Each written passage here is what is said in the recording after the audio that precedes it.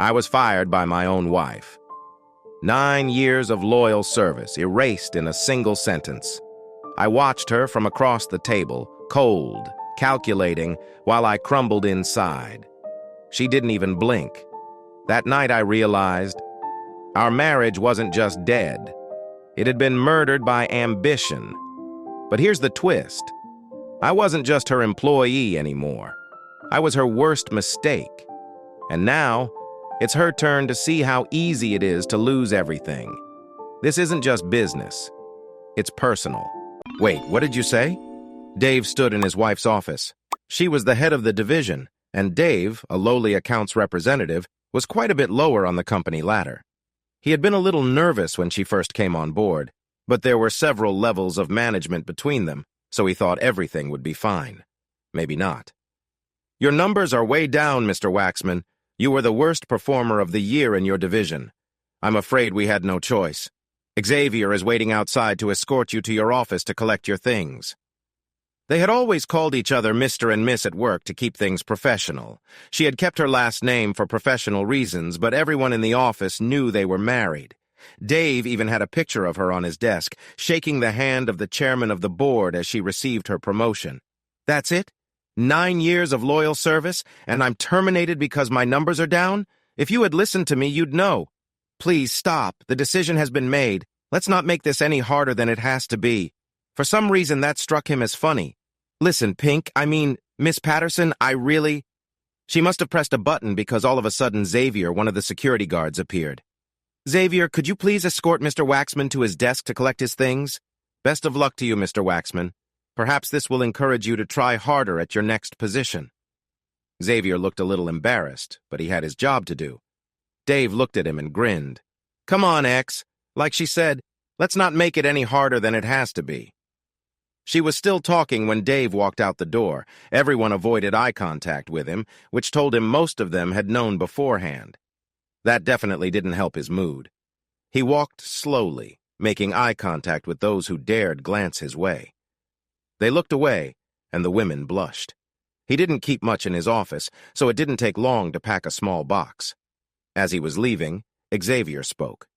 You forgot this, Mr. Waxman, Xavier said, handing Dave the expensive pen and pencil set she had given him when he made Salesman of the Year the first time. Dave looked at it for a second and dropped it in the trash along with her picture. No, I didn't. Xavier drove Dave home to take the company car back. After a few attempts at conversation, he got the message and stopped talking. As Dave got out of the car, Xavier reached out to shake his hand. Dave took it, appreciating that Xavier was just doing his job. Sorry, man. Sorry it happened like that. Dave grinned even though he didn't feel like it. Me too. When he walked into the house, he looked around as if seeing it for the first time. He realized there wasn't much of him in the place. It seemed she was phasing him out both at home and at work.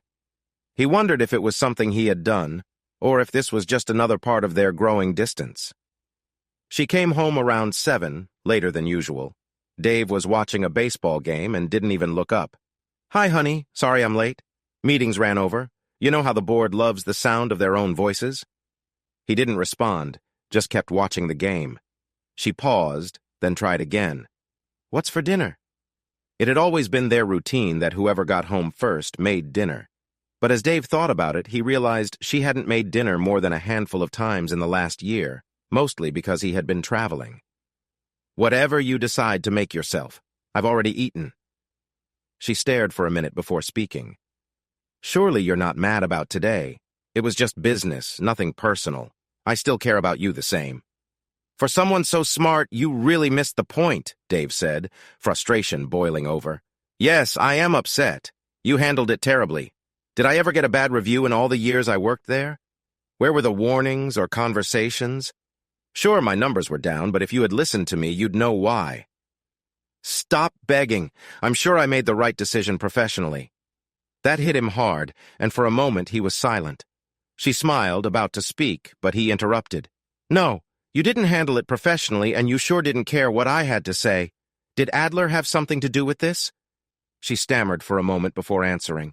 He's been concerned for months. When the numbers dropped, I had no choice.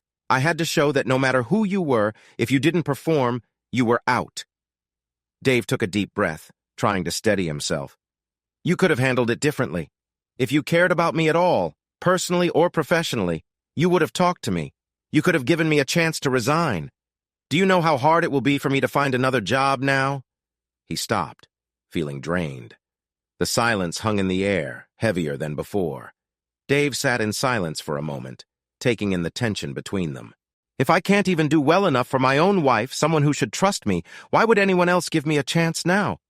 You've really hurt me with this decision. It'll be tough for me to find another job after this. He paused, choosing his words carefully.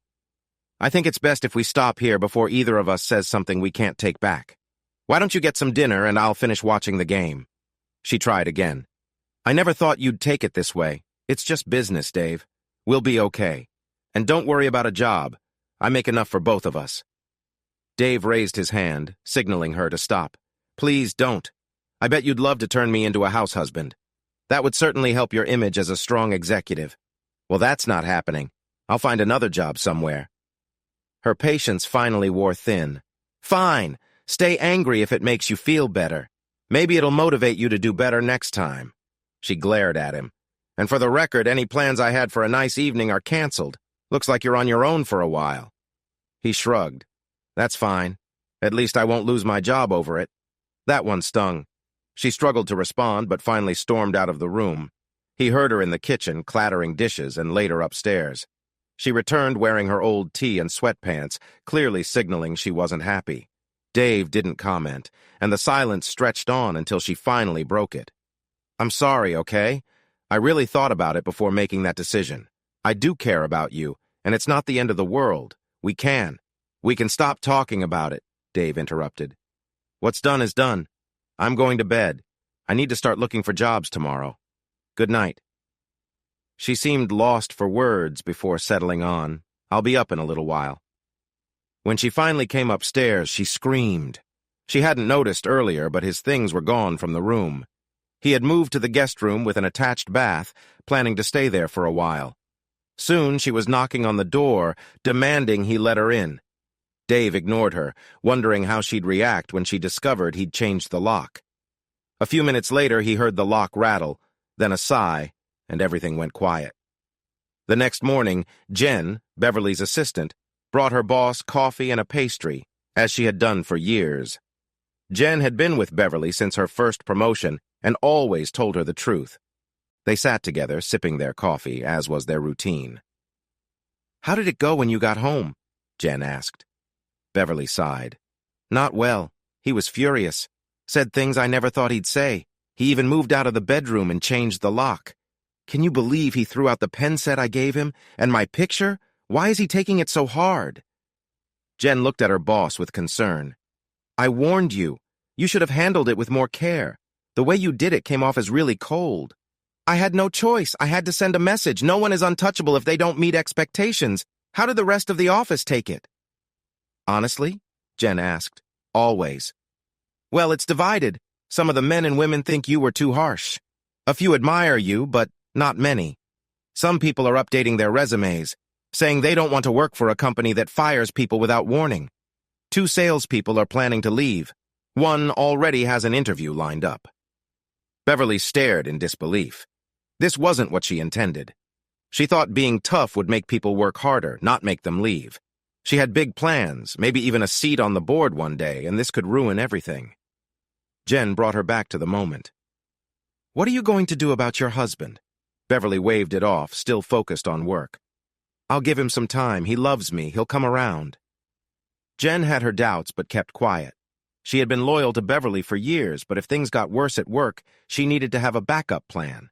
She had her own family to think about. Meanwhile, Dave spent the next few weeks in a downward spiral. He stopped going to the gym, stopped eating well, and spent more time feeling defeated than being productive. He didn't help much around the house, leaving a mess wherever he went. Bev tried to be supportive at first, handling his sharp comments until she fell silent. She noticed he spent a lot more time at work, where, it seemed, he felt more comfortable and appreciated. Then he went through a phase of not cleaning himself. After 3 days, Bev couldn't take it anymore. Dave, please. You really need to take care of yourself. You don't seem to realize how much it's bothering me. I'm sorry for how I've reacted. I could have handled things differently. Her tone softened. I miss the old you. I miss having you close. It's been almost a month. Why can't we get back to how things were? Dave raised his hand and shrugged. I've gotten pretty caught up in my work. Everyone there appreciates me, and I've never had a complaint. Besides, it feels like you're already committed to your job. Her face changed color. You can't be serious. I've never been unfaithful to you. Even though things have been rough, I've always been loyal. Sure, there have been offers, but I've turned them down because of you. We'll talk about that later. But you know, from the very start, you've prioritized your work over our relationship. We missed so many special occasions together because your job always came first. How often do you see your family? We've lost touch with so many friends. Imagine if we had kids. They'd think they were raised in a single-parent home because you were never around. Dave felt a brief moment of sympathy watching her expression, but it quickly faded when she slapped him in anger. The sting stayed on his cheek for a long while. You think this is easy for me? I'm working hard for our future so we can enjoy our retirement together. I admitted my mistakes, but we agreed not to have kids. It just wouldn't fit into our plans. You know I would never betray you. You need to make an effort, too. Clean up and spend some time with me. She paused to catch her breath. He gave her a sad smile. Sorry, I've already eaten, and I'm not in the right mood for dinner. And about kids, I thought it was best not to complicate our lives, even if it was hard seeing other people with their families. You're right, though. I need to stop feeling sorry for myself. I'm going to go shower and try to get back to being myself. Maybe I'll work out more. I need a new focus. She stood there, shocked by both the words and her own reaction. When he returned downstairs, she was clearly remorseful and apologized. I didn't handle this well. One tough business decision shouldn't ruin everything between us. Believe me, I still care about you. He sighed. I know you think you did the right thing, but firing me was just too much. I feel like I've always been in second place to your career, and I'm tired of it. I hope you find the satisfaction you seek, but remember, you've had to let go of a lot to get there. He paused and looked at her. Is it hard on you because you regret how you treated me, or because people are leaving? You've created a stressful environment at work. It's not good for anyone. I've spoken to mutual friends, and they say things are different now. I won't speak poorly of you. I just recognize that it's affecting how people see you. Dave continued quietly. I shouldn't say this, but it's going to get harder before it gets better. I need to focus on the gym now. Bev lay in bed, reflecting on their conversation and the weight of their words hitting her like a wave. He said, I loved you so much back then. She couldn't help but wonder if he still felt the same way as she drifted into a troubled sleep. 3 days later, Beverly was sitting with Jen, expressing her concerns. I just don't know what to do anymore. It feels like everything I say he twists against me. I think he's held on to these feelings for years without saying anything. He hasn't shown me any affection in almost 8 weeks. I even had to buy a personal gadget to help manage my feelings. Otherwise, I'd be going a little crazy.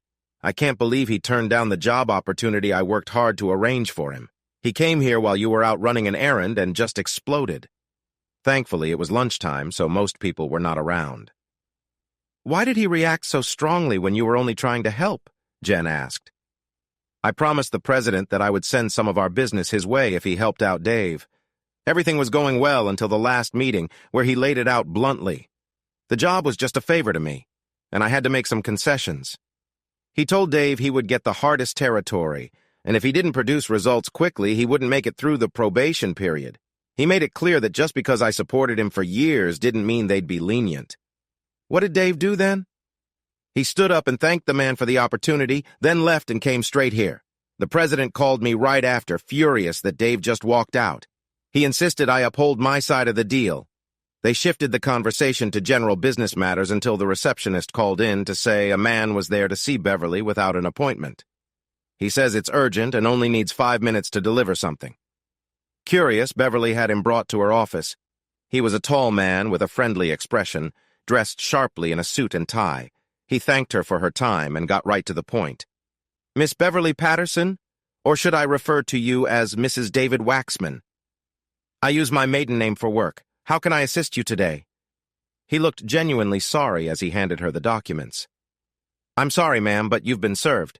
Have a nice day," he said before leaving. Beverly looked at the large envelope and felt faint. When she came to, she was on her sofa with Jen and X nearby. Jen was gently dabbing her forehead with a cool cloth. "What happened?" she asked. "You fainted." "I fainted? Why would I faint?" Jen held up the envelope, and it all came rushing back. Beverly began to cry. It took a moment for her to regain her composure before she asked Jen to open it and let her know the details. Jen opened it, her expression changing as she read. "The good news, Beverly, is he isn't filing for divorce." Beverly's spirits lifted, but Jen held up a hand. "However, he's suing the company, you, Bob Adler, and the chairman of the board for wrongful termination and mental distress. You need to talk to him immediately and convince him to drop this, or it could ruin your career here. It doesn't matter if he wins or loses. The bad press will be overwhelming. Even if you keep your job, it will severely limit your future prospects." Beverly felt faint once more, but managed to gather herself and rushed home, hoping to get there quickly. On the dining table, she found a note. "I'm sorry, Miss Patterson, but you crossed a line. My lawyer believes it's a strong case and your board will do anything to keep it quiet. When I told her I wouldn't accept any deals and planned to make this public, she was upset. I'm moving out for now, but I still care about you, even if I don't fully understand why. After all this, I'd be willing to go to counseling together if you're open to it. Perhaps we can find our way back to one another. By the way, I found a new job, and I'm looking forward to it. We'll talk soon." Beverly sat back in her kitchen chair, feeling as if her life and career were unraveling. Just when she thought it couldn't get worse, it did. 2 weeks passed, and with a hearing coming up in 4 days, the situation looked grim. The board had brought in an independent HR expert and a lawyer, and the feedback from employees wasn't in her favor. She was lost in thought when Bob Adler burst into the room. She had always liked Bob and had been proud to bring him on board. After firing Dave, Beverly had leaned on Bob for support. She was lonely and sad, and one dinner turned into too much wine. When he kissed her, it felt comforting, but she remembered to stop him. He apologized, and she had put a stop to any personal feelings, even as he tried to convince her to give it another chance. "Beverly, you need to act fast. Solomon Enterprises just called, and they won't be signing the contract. That's 18% of our business gone. They only mentioned that they found a cheaper supplier whose quality matched or surpassed ours. They're willing to hear from us next year, but it'll need to be extraordinary to change their mind. If that's not enough, Apex and Stewart Industries have both been suggesting they might consider other options. That's another 8%. Beverly really didn't want to hear that. Losing a quarter of their business, especially while they were dealing with the wrongful termination case, could spell disaster for her, Adler, and possibly others. She needed to act fast. She sent Bob away when he started asking for another date, saying it felt okay now that she was separated. Beverly wasn't sure about her marriage anymore, but dating Bob would surely complicate things if Dave found out. She picked up the phone. "Hello, Mr. Solomon. Thank you for taking my call." "You're welcome, Beverly. And how many times have I asked you to call me Sal? I'd like to think we're friends by now." "We are, Sal. Please give my regards to Susan, and I hear your daughter just graduated with her MBA from Wharton.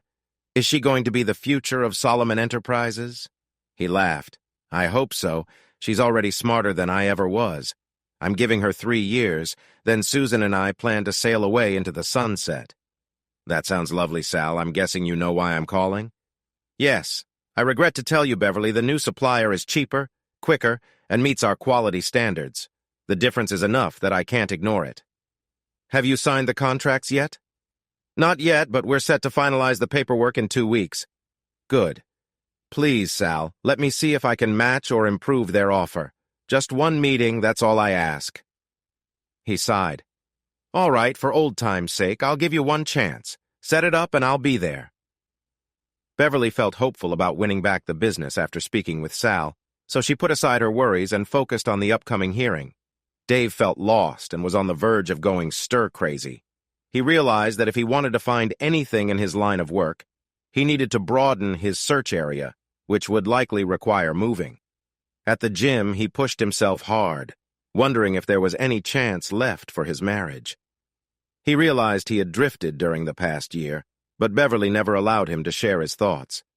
She didn't know he had intentionally let orders drop, while his main customers seemed fine with it. It was unexpected that after leaving the gym, he bumped into Sal Solomon and his wife, Susan. Sal had been one of Dave's first customers, marking 8 years of their relationship. Once they moved beyond the typical customer-salesman dynamic, Dave felt like family. He once jokingly told Susan that she was the smart aunt he wished he had growing up. That comment solidified their bond, and Dave even referred to her as his favorite aunt. Susan would laugh and coo, and Sal would smile at her charm. "Sal, Susan, what a surprise. It's so good to see you. Are you in town for business?" "All pleasure, I'm happy to say. We just got out of the theater. I've always wanted to see The Odd Couple, and this is supposed to be the best touring version around. When we found out they would be here but wouldn't otherwise, we couldn't resist coming." Sal smiled as he once told Dave that his main job was to make Susan happy, and his business was just a means to that end. He never forgot a birthday or anniversary and made sure his employees benefited from that kindness. He allowed them a half-day off on their wedding anniversaries, fully paid so they could celebrate. Turnover in his office and factories was the lowest in the state. Someone had to relocate or leave for an opening. Every woman received roses and chocolates on her birthday, while the men got gifts aligned with their hobbies, whether it was a box of golf balls, a new fishing reel, or fine cigars. Executives often visited his business to observe his operations, and while many didn't change anything, a few implemented his practices. They insisted that Dave join them, and for 90 minutes he forgot his troubles and admired their genuine relationship. Eventually, though, they brought up Dave's situation. Susan was puzzled, while Sal felt slightly frustrated. "You were one of her best. I really don't understand it. Did she not grasp your reasoning?" "She never gave me the chance to explain, Sal. She just fired me in the most public way. It has soured my reputation locally. It looks like I'll be moving soon." Susan spoke up. "Does Beverly know you're considering this? Is she willing to go with you?" "No, she doesn't know yet, and she would never leave her job, Susan. Before you ask, I believe she's never been unfaithful, at least physically. No, her true passion is her work, and it offers her things I could never match." Sal paused, then smiled. "Since you're at a crossroads, my boy, come see me in a few days. I may be able to help." With nothing better to do, Dave was in his office 3 days later. They discussed general business for a few moments when Sal asked what seemed like a casual question. "Ever hear of the RGP Group?" Dave had heard of them. They were a new company from South Korea trying to break into the U.S. market. He had met the youngest son of the owner at an airport while waiting on a delayed flight. They discovered each other's professions, and he happily showed Dave some of his products. Dave realized they would be direct competitors with his company, but fortunately, they were focusing on the West Coast, far from his area of operation. The young man was amiable. His father sent him to the U.S. to network, accompanied by an entourage that was just as unfamiliar with American customs.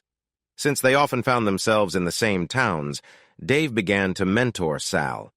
However, Dave lost touch with him when Sal was relocated to the Midwest and based in Chicago. Dave felt a bit relieved. His products were high quality, and their prices were significantly lower than those of the company that Beverly and Dave represented. Dave noticed that Sal was serious when he inquired about other companies. He smiled and replied, "Yes, I know about them. In fact, I was friends with the youngest son of the owner, though it's been over a year since we last spoke." Sal seemed a bit sheepish. "They're expanding into our area. I've spoken with some clients who have used their products, and they're quite pleased. I didn't respond to them mainly because of you. Your products may be pricier, but you always kept your word, delivered on time, and addressed any issues we had. Stewart and a few others followed your advice when you showcased the latest version, and we have been updating our equipment for about a year now, using up old stock. I'm not sure about the others, but I've got a month's worth of supply left before I'm fully transitioned. Your company's version actually aligns better with our plans than the previous one does. The main reason I wanted you to stop by is to seek your advice and propose a job. Instead of selling, why not consider buying? My purchasing manager is retiring, and we haven't found a suitable replacement yet. With your sales experience, vendors would think twice before trying to take advantage of you. Besides, many know you or your reputation, which would lessen the back-and-forth negotiations. What were you earning before you were let go? I'm not asking about your current pay, but your best year. Surprised, Dave shared his previous earnings. That's not an issue. In fact, I could likely offer you $5,000 to $10,000 more, along with performance and savings bonuses. Why not give it a shot? Even if it doesn't work out or you decide it's not for you, it'll certainly enhance your resume to show you've experienced both sides of the business. Ultimately, Dave decided to take the opportunity. It was better than moving away, and he felt a spark of excitement for the first time since losing his job. He returned to his apartment feeling genuinely pleased to be there. His previous home was really more hers, a symbol of her success. She often reminded him in subtle ways that if their salaries had been the same, they wouldn't have been able to afford it. Dave thought about the upcoming hearing and sighed. He wondered how much of what he was doing was about seeking justice and how much was motivated by a desire for retribution, probably half of each. He understood that if he won, Beverly's career would be in jeopardy. Even if she retained her position, she wouldn't rise any further in the company. On the other hand, if he lost, recovering from the consequences would take years. Would he feel satisfied if he proved he was right? Likely. Would he take pleasure in the setback to her career? He admitted to himself that he might, just a little. Not out of malice, but because he believed she needed a lesson in treating others well and remembering that the world did not revolve solely around her. Thinking back to when they first came together, he recalled a motivated young woman with clear goals and strong abilities. He vividly remembered celebrating her first promotion with a special dinner at a restaurant they usually couldn't afford. When she hesitated, he showed her his first bonus check, reminding her that both their hard work was recognized. He recalled their love and the joy of two young people feeling invincible.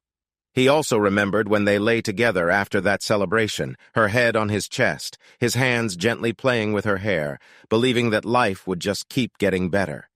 In reality, things did not improve. Each promotion seemed to push her further away.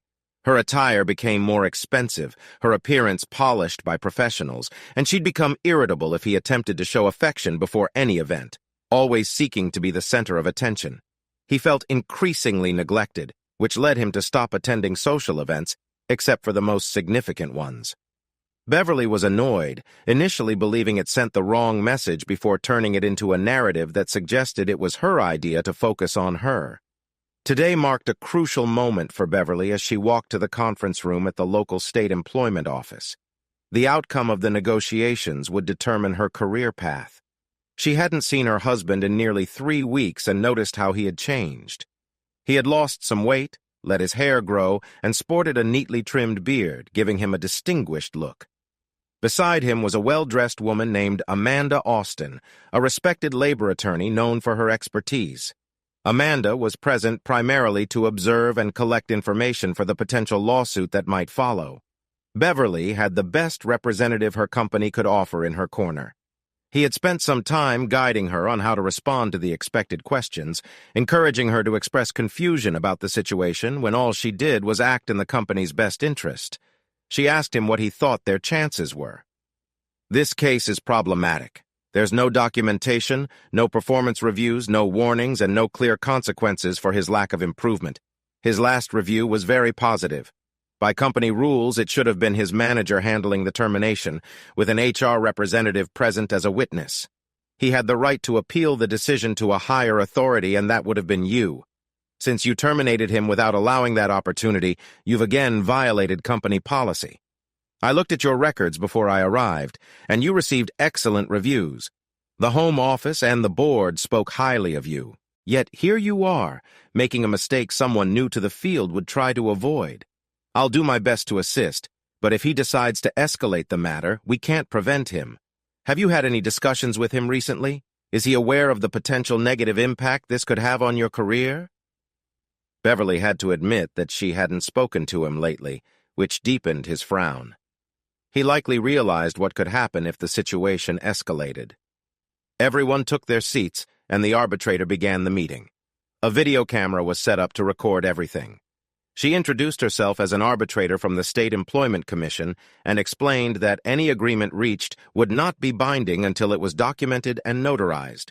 She also noted that if an agreement couldn't be reached or if either side disagreed with her decision, they could take it to the Capitol or, if necessary, court.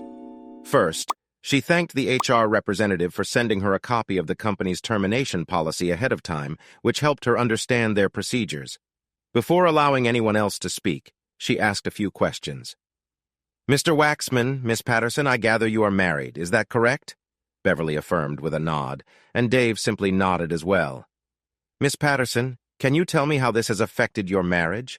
Is your husband's response to this situation reasonable? I want to clarify this before we proceed." Dave didn't respond, so Beverly spoke first. "Yes, we are married, and this situation has definitely affected our relationship. He has moved out, hasn't spoken to me since, and now we are here. I've explained multiple times that my decision was purely business and shouldn't have affected our personal life. I honestly don't understand why he's reacting this way." The arbitrator thought to herself that it was difficult to comprehend how this wouldn't impact their marriage. She had told him he no longer had value in the company, terminated him after 9 years, and sent him home. How could he not be upset? She turned to Dave. "Mr. Waxman, would you like to share your perspective?" "Ma'am, under my lawyer's advice, I'm here to discuss the merits of my wrongful termination complaint, not my personal life." "That's fair. Miss Patterson, please explain exactly what happened on the day you terminated Mr. Waxman and your reasons for that decision."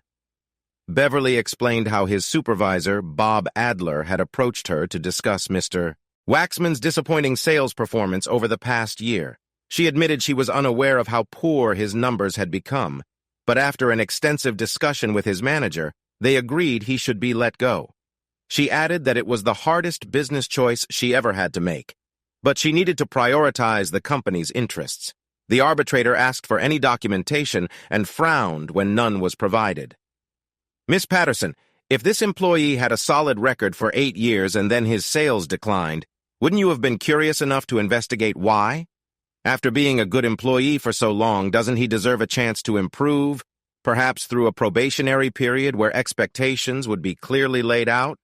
The company manual you provided, which your HR department sent me, outlines such a procedure for employees with at least 5 years of service." Beverly squirmed a bit and provided her rehearsed response. "That's true, but as CEO, I have the authority to terminate anyone at will. The drop in numbers was so drastic that I feared for some long-standing accounts, and that's what was happening. I felt I had no choice." The arbitrator nodded and then turned to Dave. "Sir, does that sound reasonable to you?" Dave smiled lightly. "Not at all. There was a reason my numbers dropped. I even tried to explain that to Miss Patterson both at work and in our personal life, but she told me to stay out of matters beyond my role, so I let it go." "Could you elaborate on why your sales numbers decreased so significantly?" "It was intentional. We were preparing to launch a new product, and we still had old inventory to clear. I encouraged customers to buy the new product by offering discounts on the old stock. I have statements from 4 clients confirming this strategy. Once the old inventory reached a certain level, they intended to place bulk orders for the new product. It was beneficial for everyone involved. Yes, I had some lighter moments, like playing golf and having dinners with clients while discussing future orders. But I was always mindful of the company's best interests. My direct supervisor knew all of this. Why isn't he here? I specifically asked for him. This isn't a legal court, Mr. Waxman. I cannot compel someone to attend an informal hearing. Do you have any evidence to support your claims?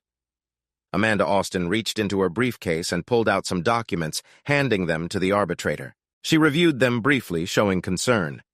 The corporate attorney attempted to intervene, but she reminded him this wasn't a courtroom. He agreed, but insisted on seeing the documents once she was done. As she continued, his expression turned more serious. They exchanged arguments until the arbitrator intervened. After a deep sigh, Amanda leaned back in her chair. I've seen enough. Miss Patterson, your actions in terminating him violated company guidelines. In simpler terms, you didn't follow due process. I conclude that Mr. Waxman was let go without valid reason or an opportunity to exercise his rights under company policies. Therefore, I am ordering you to reinstate him without penalties and to pay him his salary from the time he was dismissed until now. If either of you wishes to challenge this decision, you may do so in the Capitol, which would be treated as a formal legal matter. Does anyone have any objections? Feeling defeated, Beverly shook her head. Dave spoke up. I will accept the back pay, thank you, and I won't return to the company. I believe it would be a difficult atmosphere for me. Besides, I enjoy my new job. Beverly realized the situation was dire. Her career was likely over, and she might be fortunate to keep her position with the company. After the hearing, her attorney met with Dave's lawyer, who returned looking troubled. Once back at the office, they gathered in a conference room, and he outlined the situation. The hearing unfolded as I anticipated. Ensure he receives that payment quickly. Amanda informed me they plan to sue us, including you, Mr. Adler, and the company. I advised her to set up a time for us to settle. However, your husband is reluctant to settle and wants to take it to court, turning it into public knowledge. This could deter potential talent from applying for positions with us. I'm uncertain about the next steps. Normally, we would offer a settlement to make things go away. That wouldn't suffice here as it's not purely about money. You need to speak with your husband immediately to find a constructive solution.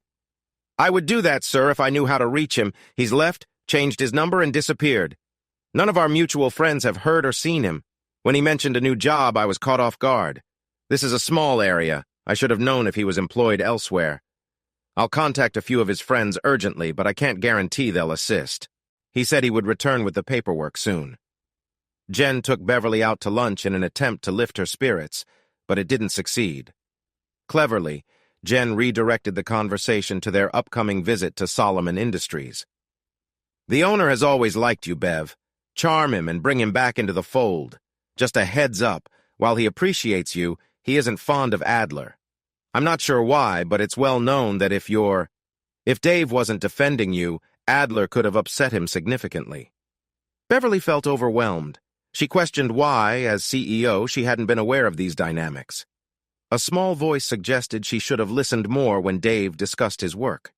After some quiet reflection, she realized she had underestimated his role for quite a while, and now she was struggling to comprehend why.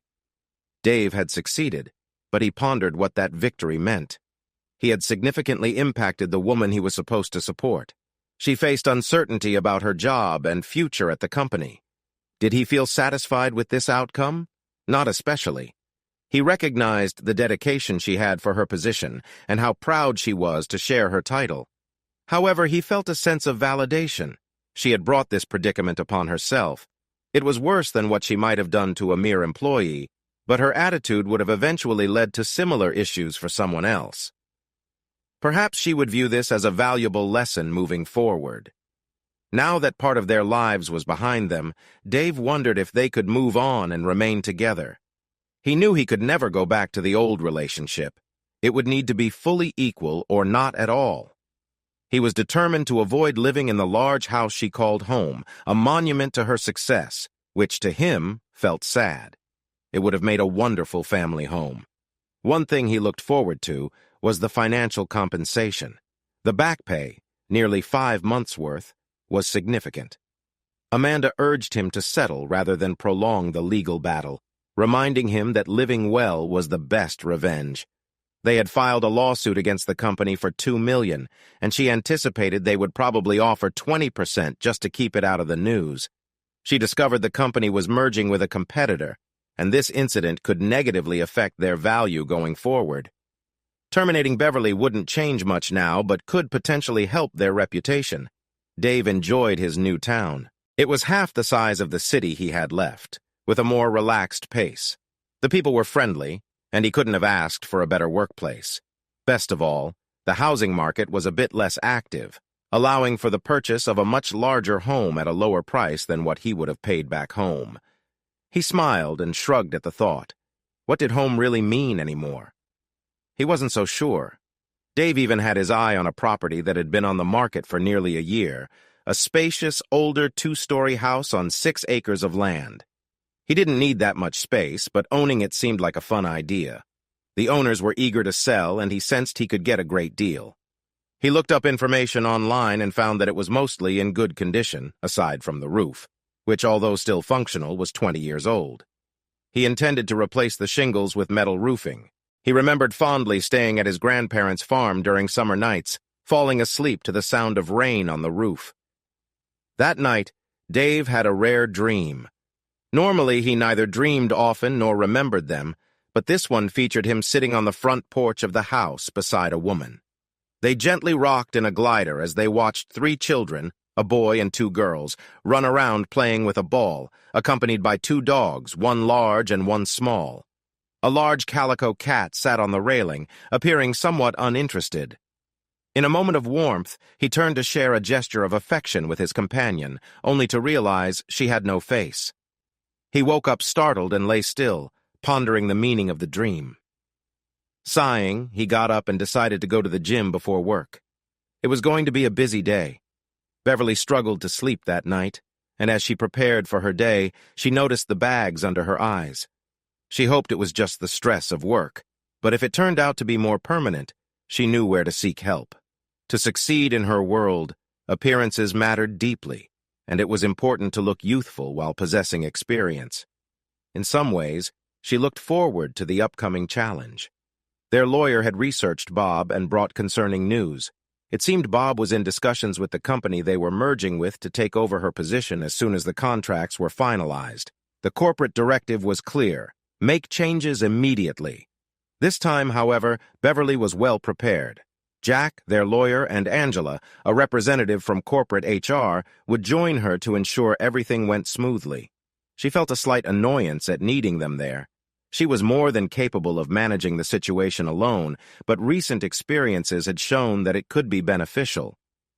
Bob was surprised he wouldn't be accompanying her to meet Sal, and by then, she felt no need to sugarcoat the truth. "Sal isn't fond of you, Bob. I'm trying to get back on his good side, and bringing you along wouldn't help." He seemed taken aback, then grew angry. "Forget him, Beverly. His business isn't that important to us. Do I need to remind you to stay professional? I was never your babe, so let's drop that. If you think losing a significant part of our sales means nothing, maybe you're not suited to your role as I first thought. You were upset when you heard the news. Think about that while I'm gone, and remember we need to meet when I return, so keep your schedule open. I'll call you when I get back."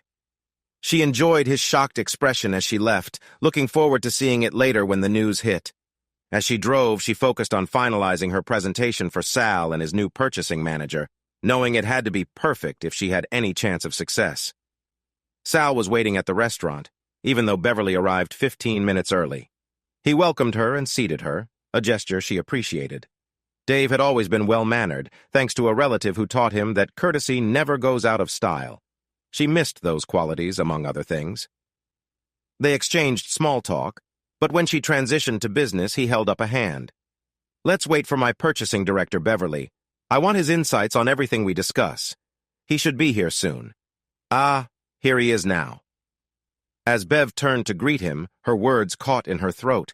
It was Dave. He was the new purchasing director. If she thought she was up against a challenge before, it was now amplified.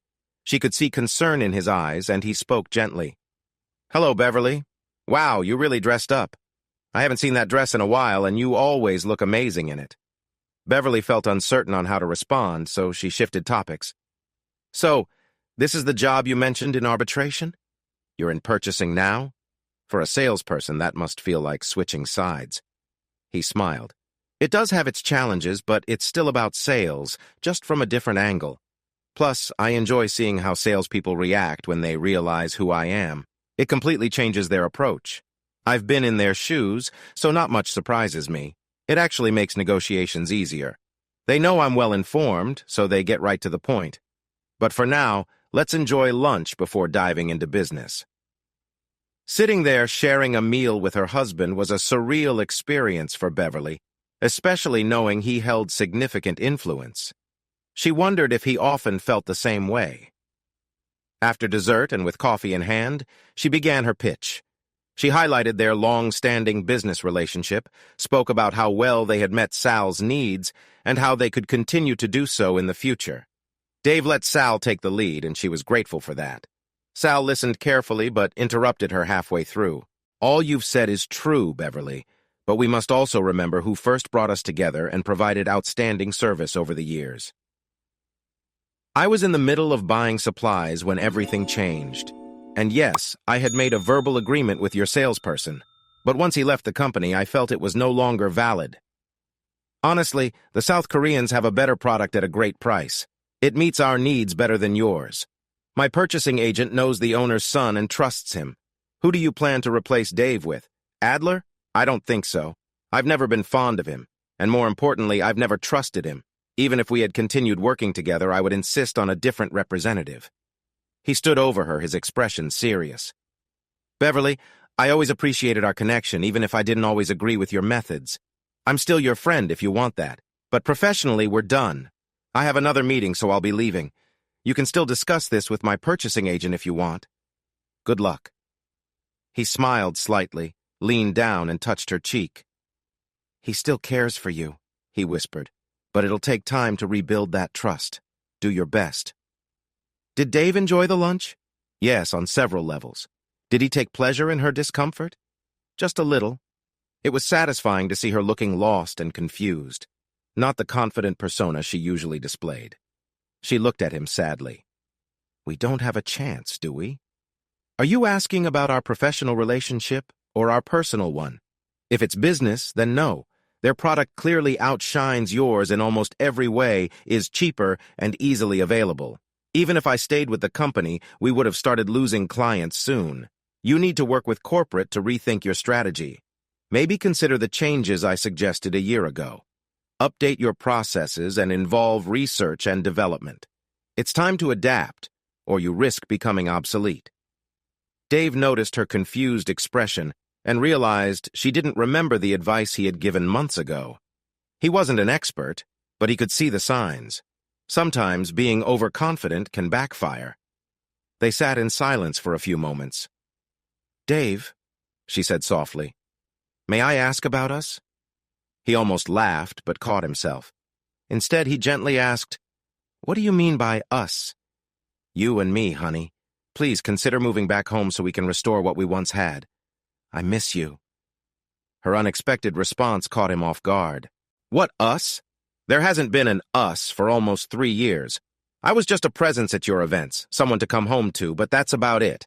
I felt more like a background character in your life. The closeness we once had faded long ago, Beverly, and I don't see that changing. Yes, we had some moments of intimacy, but how often did I initiate those in the past 2 years? Never.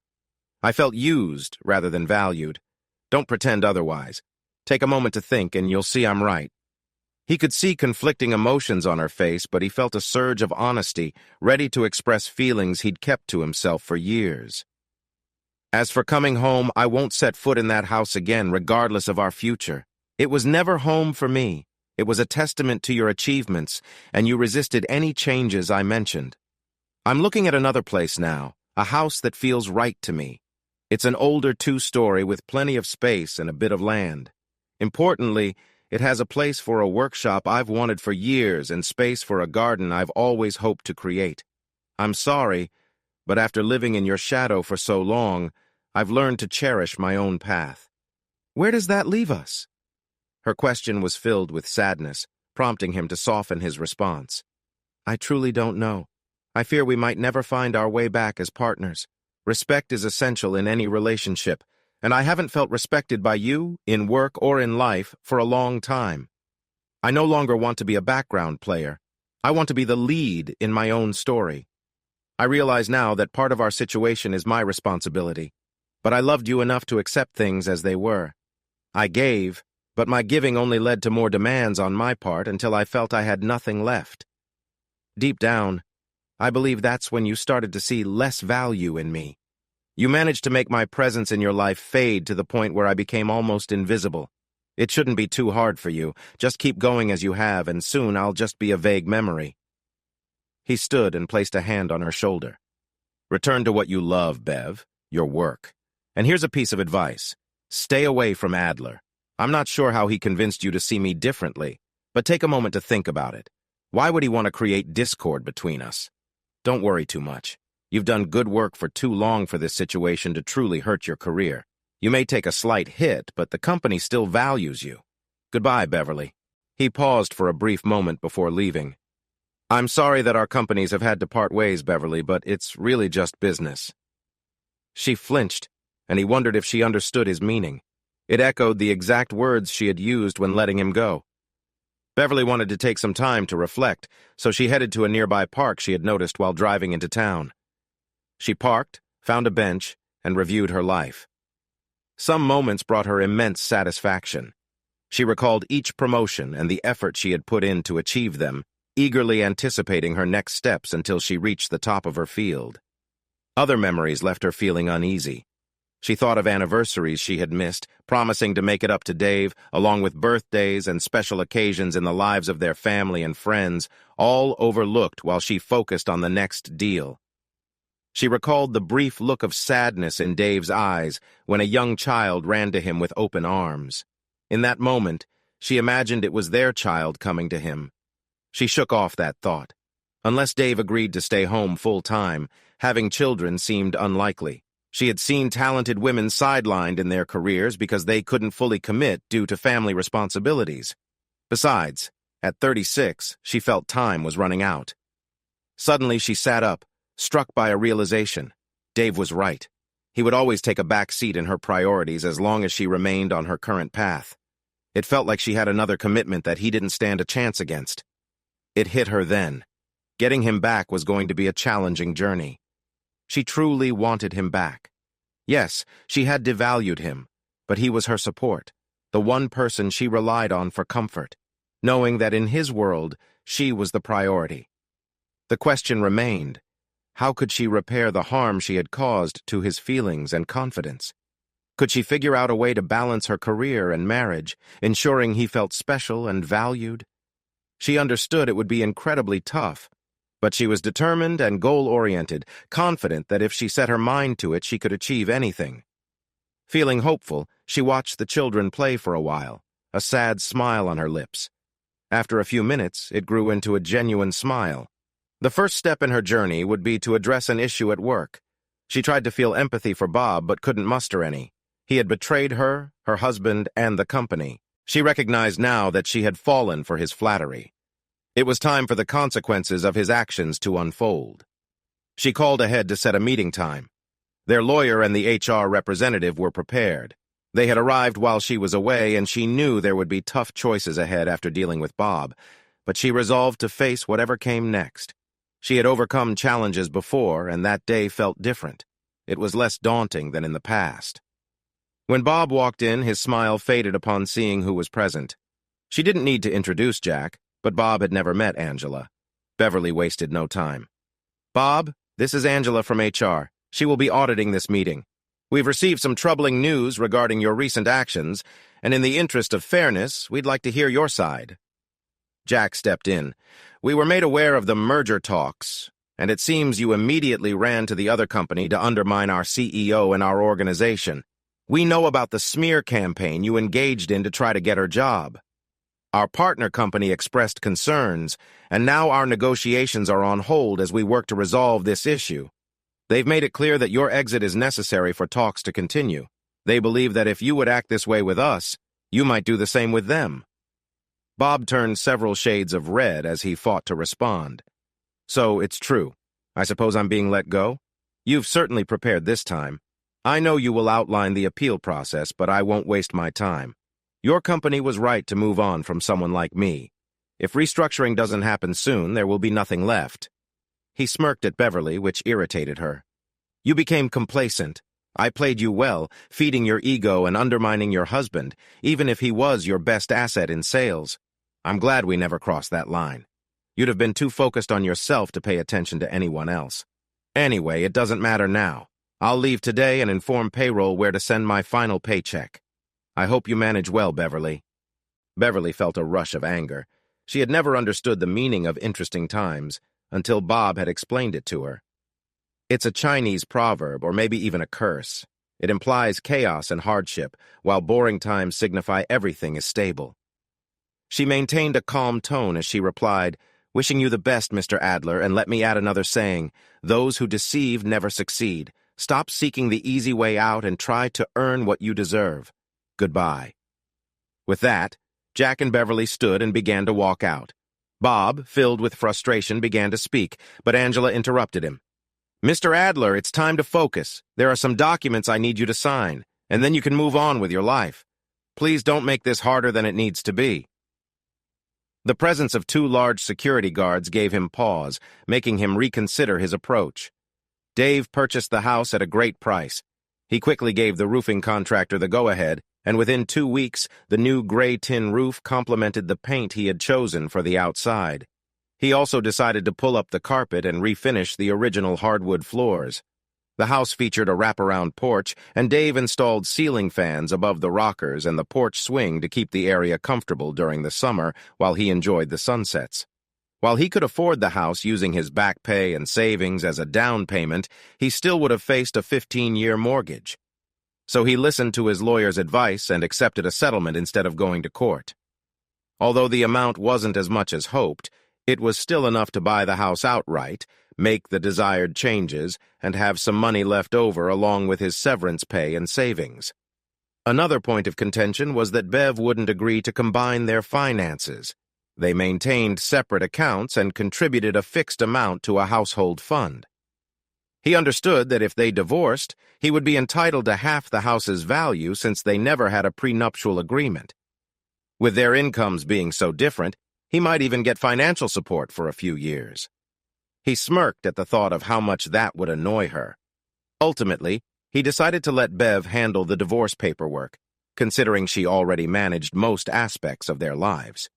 In his new job, Dave discovered he had a natural talent. His years in sales proved to be an advantage. To his surprise, 75% of the salespeople he worked with liked him. He didn't play games, didn't expect gifts or favors, and stopped working with anyone who tried to pressure him into settling for subpar products. He simply wanted a fair price and good service, and those who met his expectations received his business. The remaining 25% learned quickly that Dave didn't require lavish dinners, outings, or expensive activities. Some appreciated his straightforward approach, while others were stuck in their ways and lost him as a client. Sal appreciated working with Dave.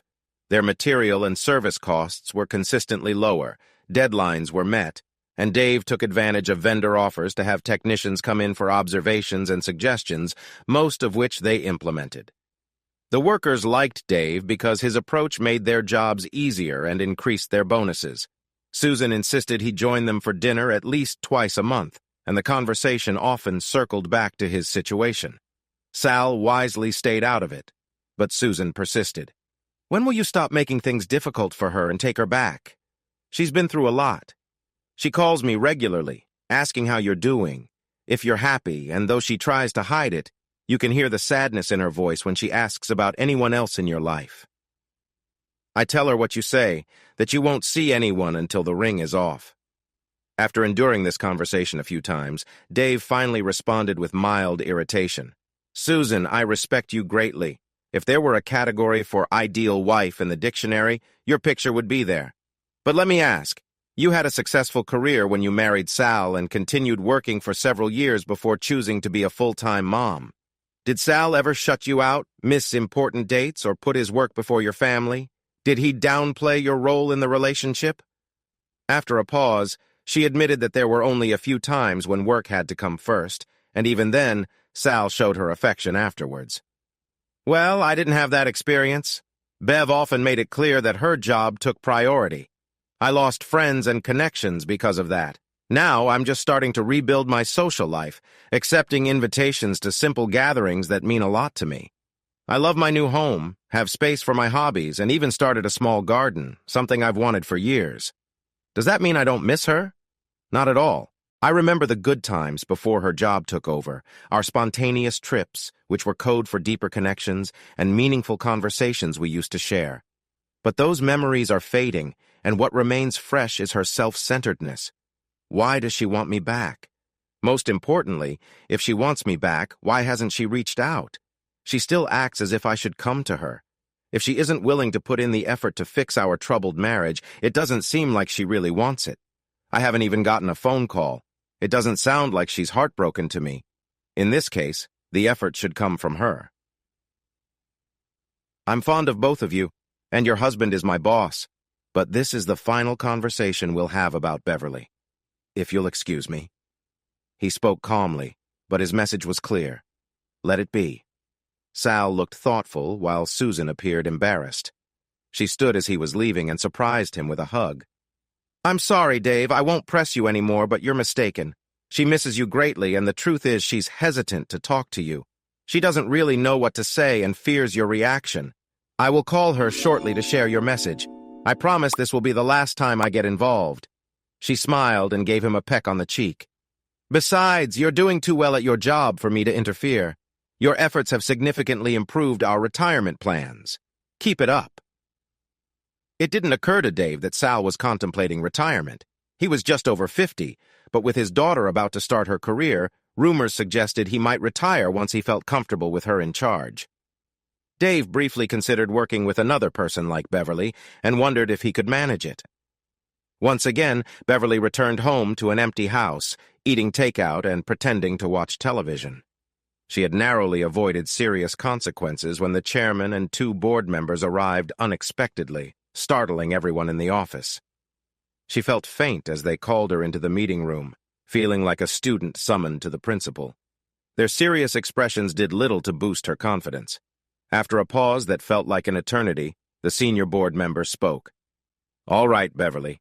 Please tell us what happened and, more importantly, why. Be honest, or you'll find yourself out of here quickly. We have always trusted you, and it would be disappointing if we start doubting you now." It took her some time and a few breaks to collect herself, but she finally shared her story. She admitted she had let her ego influence her decisions, relied on those without the company's best interests in mind, and had been naive. They appeared relieved when she finished and shared sympathetic looks. "How are things at home? Have you reconciled yet?" Another wave of emotions came over her. The chairman set a box of tissues in front of Beverly and she mumbled her thanks. "No, and I don't think we will. I haven't spoken to my husband in weeks. He's settled in a new town with a new job, in a house he bought, and he intends to stay there." "I've always respected Dave," the chairman said. "It seems unusual for him to overlook your attempts to reconnect." Beverly turned red, admitting she hadn't reached out because she felt embarrassed and didn't know what to say. The chairman sighed. "There you have it. We might as well accept your resignation now. 2 of the traits I admired most about you were your ability to analyze problems and your determination to achieve your goals. Clearly, you don't want your husband back, and someone who hesitates shows they may not be ready for top management. I recall when nothing would stop you from accomplishing your objectives." His words stung, but the truth kept her from responding harshly. She felt her face burn as he chuckled. "Ah, there you are. I was beginning to think I'd lost you. Listen closely. You're still in a precarious position. Right now, Bill, Jack, and I are your only supporters, and we've put ourselves at risk for you. Do not undermine us. You still have your job, but don't expect a positive review or a bonus this year. What you do have is a second chance, but let me be clear. This division was on the brink of failing. We're aware of the challenges ahead. If we continue on our current path, we'll be out of business in 3 years. We decided to sell this division while it's still thriving. Your recent misstep has put that plan in jeopardy. You need to find a way to revitalize the division and propose new products and services to secure its future. Be blunt. If you succeed, you redeem yourself. If you fail, you're out. We're giving you a year." His tone softened. "That's the best we can do, Beverly. I have faith you'll make us proud, even if you encounter difficulties." She felt overwhelmed, and a handshake didn't seem sufficient. She embraced each of them warmly, promising she'd give it her all. She hugged the chairman last, after the others had left. He took her hands after they parted.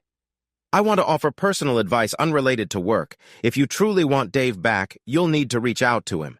He won't come to you because you've hurt his pride. He's in a strong position now with a good job, friends, and a bright future. You must show him you desire partnership, and you need to mean it. The first sign of reversal, and it's over. I genuinely believe you may have forgotten, but Dave is quite perceptive. He noticed the challenges facing this division last year. We even had a brief discussion about it last time I visited, and he mentioned the potential threats. He even provided ideas for how to reposition our efforts. I encouraged him to discuss it with you. I doubt that discussion ever took place. If things had been different, maybe we wouldn't be in this situation now. Call me if you need help, and if I think it's warranted, I'll provide it. Reflect on what I said about work and personal life, and make wise choices." She left the meeting room and returned to her office. Jen was waiting for her, and Beverly reassured her that it wasn't all bad news, but that she needed some time to gather her thoughts. She also asked Jen to ensure no one disturbed her for the rest of the day. Beverly locked herself in and contemplated her biggest goal in life. How could she win Dave's love back? With Susan's help, she initiated her plan. Beverly scanned through Dave's Facebook page and started a conversation. She learned he'd bought an old car with some bonus money, slowly restoring it in his new garage. He shared his progress online, including a request for a front bumper cover. She scoured websites, determined to reconnect with him. A stroke of luck came when someone reached out to her about a front end that was in great condition, though the rear was damaged from a mishap involving his relatives. When Dave realized how costly it would be to fix, he parked it in a field and left it there for 6 months. The interior was pristine, and she quickly bought it after negotiating the price down. Beverly carefully planned her approach with Susan's assistance. Dave was hosting a barbecue, inviting mainly co-workers and a few neighbors. Susan casually asked if she could bring a friend, and he readily agreed. "This better not backfire," she cautioned Beverly. "If he gets upset, it could create tension with Sal. On the plus side, he has no idea who my friend is, and I've told him you're just arriving at his place." Beverly promised that if things went south, she'd leave right away. She revised her outfit multiple times, ultimately realizing it was just a casual cookout and opting for a comfy yet attractive sundress in his favorite light blue color. It was knee-length, showing off her legs. She chose minimal makeup to enhance her features and wore her hair down. She kept her jewelry simple, just her engagement ring, wedding band, and a small necklace Dave had gifted her early on. Beverly felt a mix of excitement and nerves as she arrived at his house. It was bigger than she'd expected, radiating charm with its gravel paths and wraparound porch where several guests chatted. As she approached the door, she was about to knock when it swung open, revealing Dave. His eyes widened in surprise. It had been 10 weeks since they last saw each other. Without waiting for him to say anything, she quickly spoke. "Hello, Dave. Please don't be upset. Susan invited me and I really wanted to see you. If you'd rather I leave, I completely understand, but can I stay, please?" He paused for a moment before smiling. "Come in, Beverly. I'd like to show you my home, and we should definitely talk later." As he reached for her hand, she held on tightly, feeling a rush of emotions. He hesitated but didn't pull away. He introduced her to everyone, and many were surprised to learn he was married. A wave of relief washed over her when she noticed his wedding band still on his finger. Maybe there was still hope for them. She finally released his hand when Susan pulled her away for some private conversation. They whispered strategies to each other, with Susan offering encouragement. "You've got him a bit surprised right now. Keep him focused on the present and steer clear of the past. Be as warm as he allows, but if he seems hesitant, give him space. You need to reacquaint him with you, okay?" Beverly nodded, appreciating the advice. She went in search of him and found him outside. His yard was impressive, meticulously kept, and much larger than her own. His building gleamed with fresh paint and a new roof. Suddenly, she saw him come out, carrying a beautiful bird feeder in one hand and a cheerful little girl in the other. She was hugging him and showering his cheeks with affection. How happy they looked together hit Beverly hard. She realized she might not be able to give him that family at their age, and thought about how her career had taken priority over personal life. She pushed those thoughts aside. To maintain his focus, she needed to remain present. If they were to reunite, perhaps adoption could be their path to having a family. With clarity regained, she set aside her earlier ambitions and opened her heart to new possibilities. "Who's your friend?" the little girl asked sweetly. Beverly wasn't sure if Dave caught the endearment, but he smiled all the same. "This is Ary, a dear friend. I'm a little older than her, but I know that when she grows up, there will be some heartaches along the way." He gently set her down. "Ary, do you think you can carry this by yourself? If not, I'll place it on the table for you and you can ask your sister for help. I haven't forgotten my promise. I'll come by tomorrow to help with it." She greeted Beverly in an adorable, breathy voice that made one want to hug her tightly, and then ran over to a lovely young woman, chatting happily and tugging at her hand. They approached Beverly and Dave with smiles. "Thank you, Dave. You can't imagine how much this means to her. She watches the birdhouse you gave her for hours and was so excited when a bluebird family moved in. Plus, she loves the bird book you gave her." I had to read the names to her, and now she knows them all by heart. We're going to visit the local aviary because her preschool is so impressed. She wants you to come too, if you can manage it. We'll see. If I can make it work, I'd love to join you, but for now I should take off. She'll be bouncing off the walls, and it'll take both of us to keep her calm.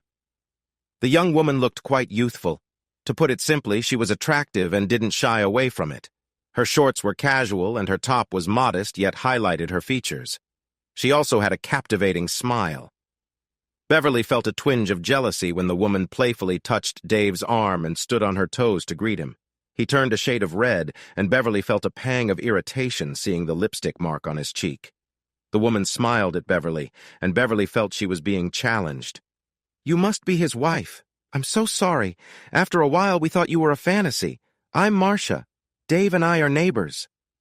Beverly fought the urge to scold Marcia. "Oh, I assure you, I'm very real. I believe you'll be seeing much more of me from now on." They held each other's gaze until Marcia smiled and walked away, swaying her hips slightly. Beverly turned to Dave, anger bubbling, ready to express her frustration, but his playful smirk stopped her. "Ease up, hun. She's just a young lady, and her home life hasn't been easy. She's living with her grandfather, who is a bit at a loss. I like her, and I adore her little sister. Besides, what exactly bothers you? You haven't reached out in 11 weeks, nor said much in the 2 years before that. I figured you'd moved on." Beverly opened her mouth but couldn't find the words. Instead, tears filled her eyes, and she walked away. Why did he always reduce everything to business? She knew the answer, but avoided facing it. Susan came over, shooting daggers at Dave, and ushered Beverly into the bathroom to collect herself. Even as she took a moment, she admired the beautiful whirlpool tub, imagining how relaxing it would be to soak in it. After a few minutes, she regained her composure, especially remembering how Dave had called her hun, a term he hadn't used in a long time. She shared this with Susan, who explained that Dave had finally begun expressing his feelings, which was a promising sign. "I guess I deserved what he said, but that didn't make it easy to hear. I came here hoping to revive my marriage, and running away isn't a good start. So, Susan, please stay out of it no matter what happens. This is tough, and I'll just have to endure it. Maybe I can turn it around. Or maybe you'll face setbacks. Stay strong, and if it gets tough, don't hesitate to stand your ground. Either way, he'll notice." Feeling more composed, Beverly returned to the party to find Dave at a table with an older gentleman and Ary happily sitting on his lap. He made to stand, but she motioned for him to stay put and sat next to him. Ary looked at Beverly for a moment before reaching out to touch her necklace. "Ary, don't bother the nice lady," the older man said gently. Surprising both of them, Beverly opened her arms and Ary scooted over. "Do you like it? Dave gave it to me a long time ago. It's one of my favorite things." "Pretty. Yes, it is, sweetie. One day a kind young man who means a lot to you, just like Dave means to me, might give you something special. If he does, remember where it came from and cherish it.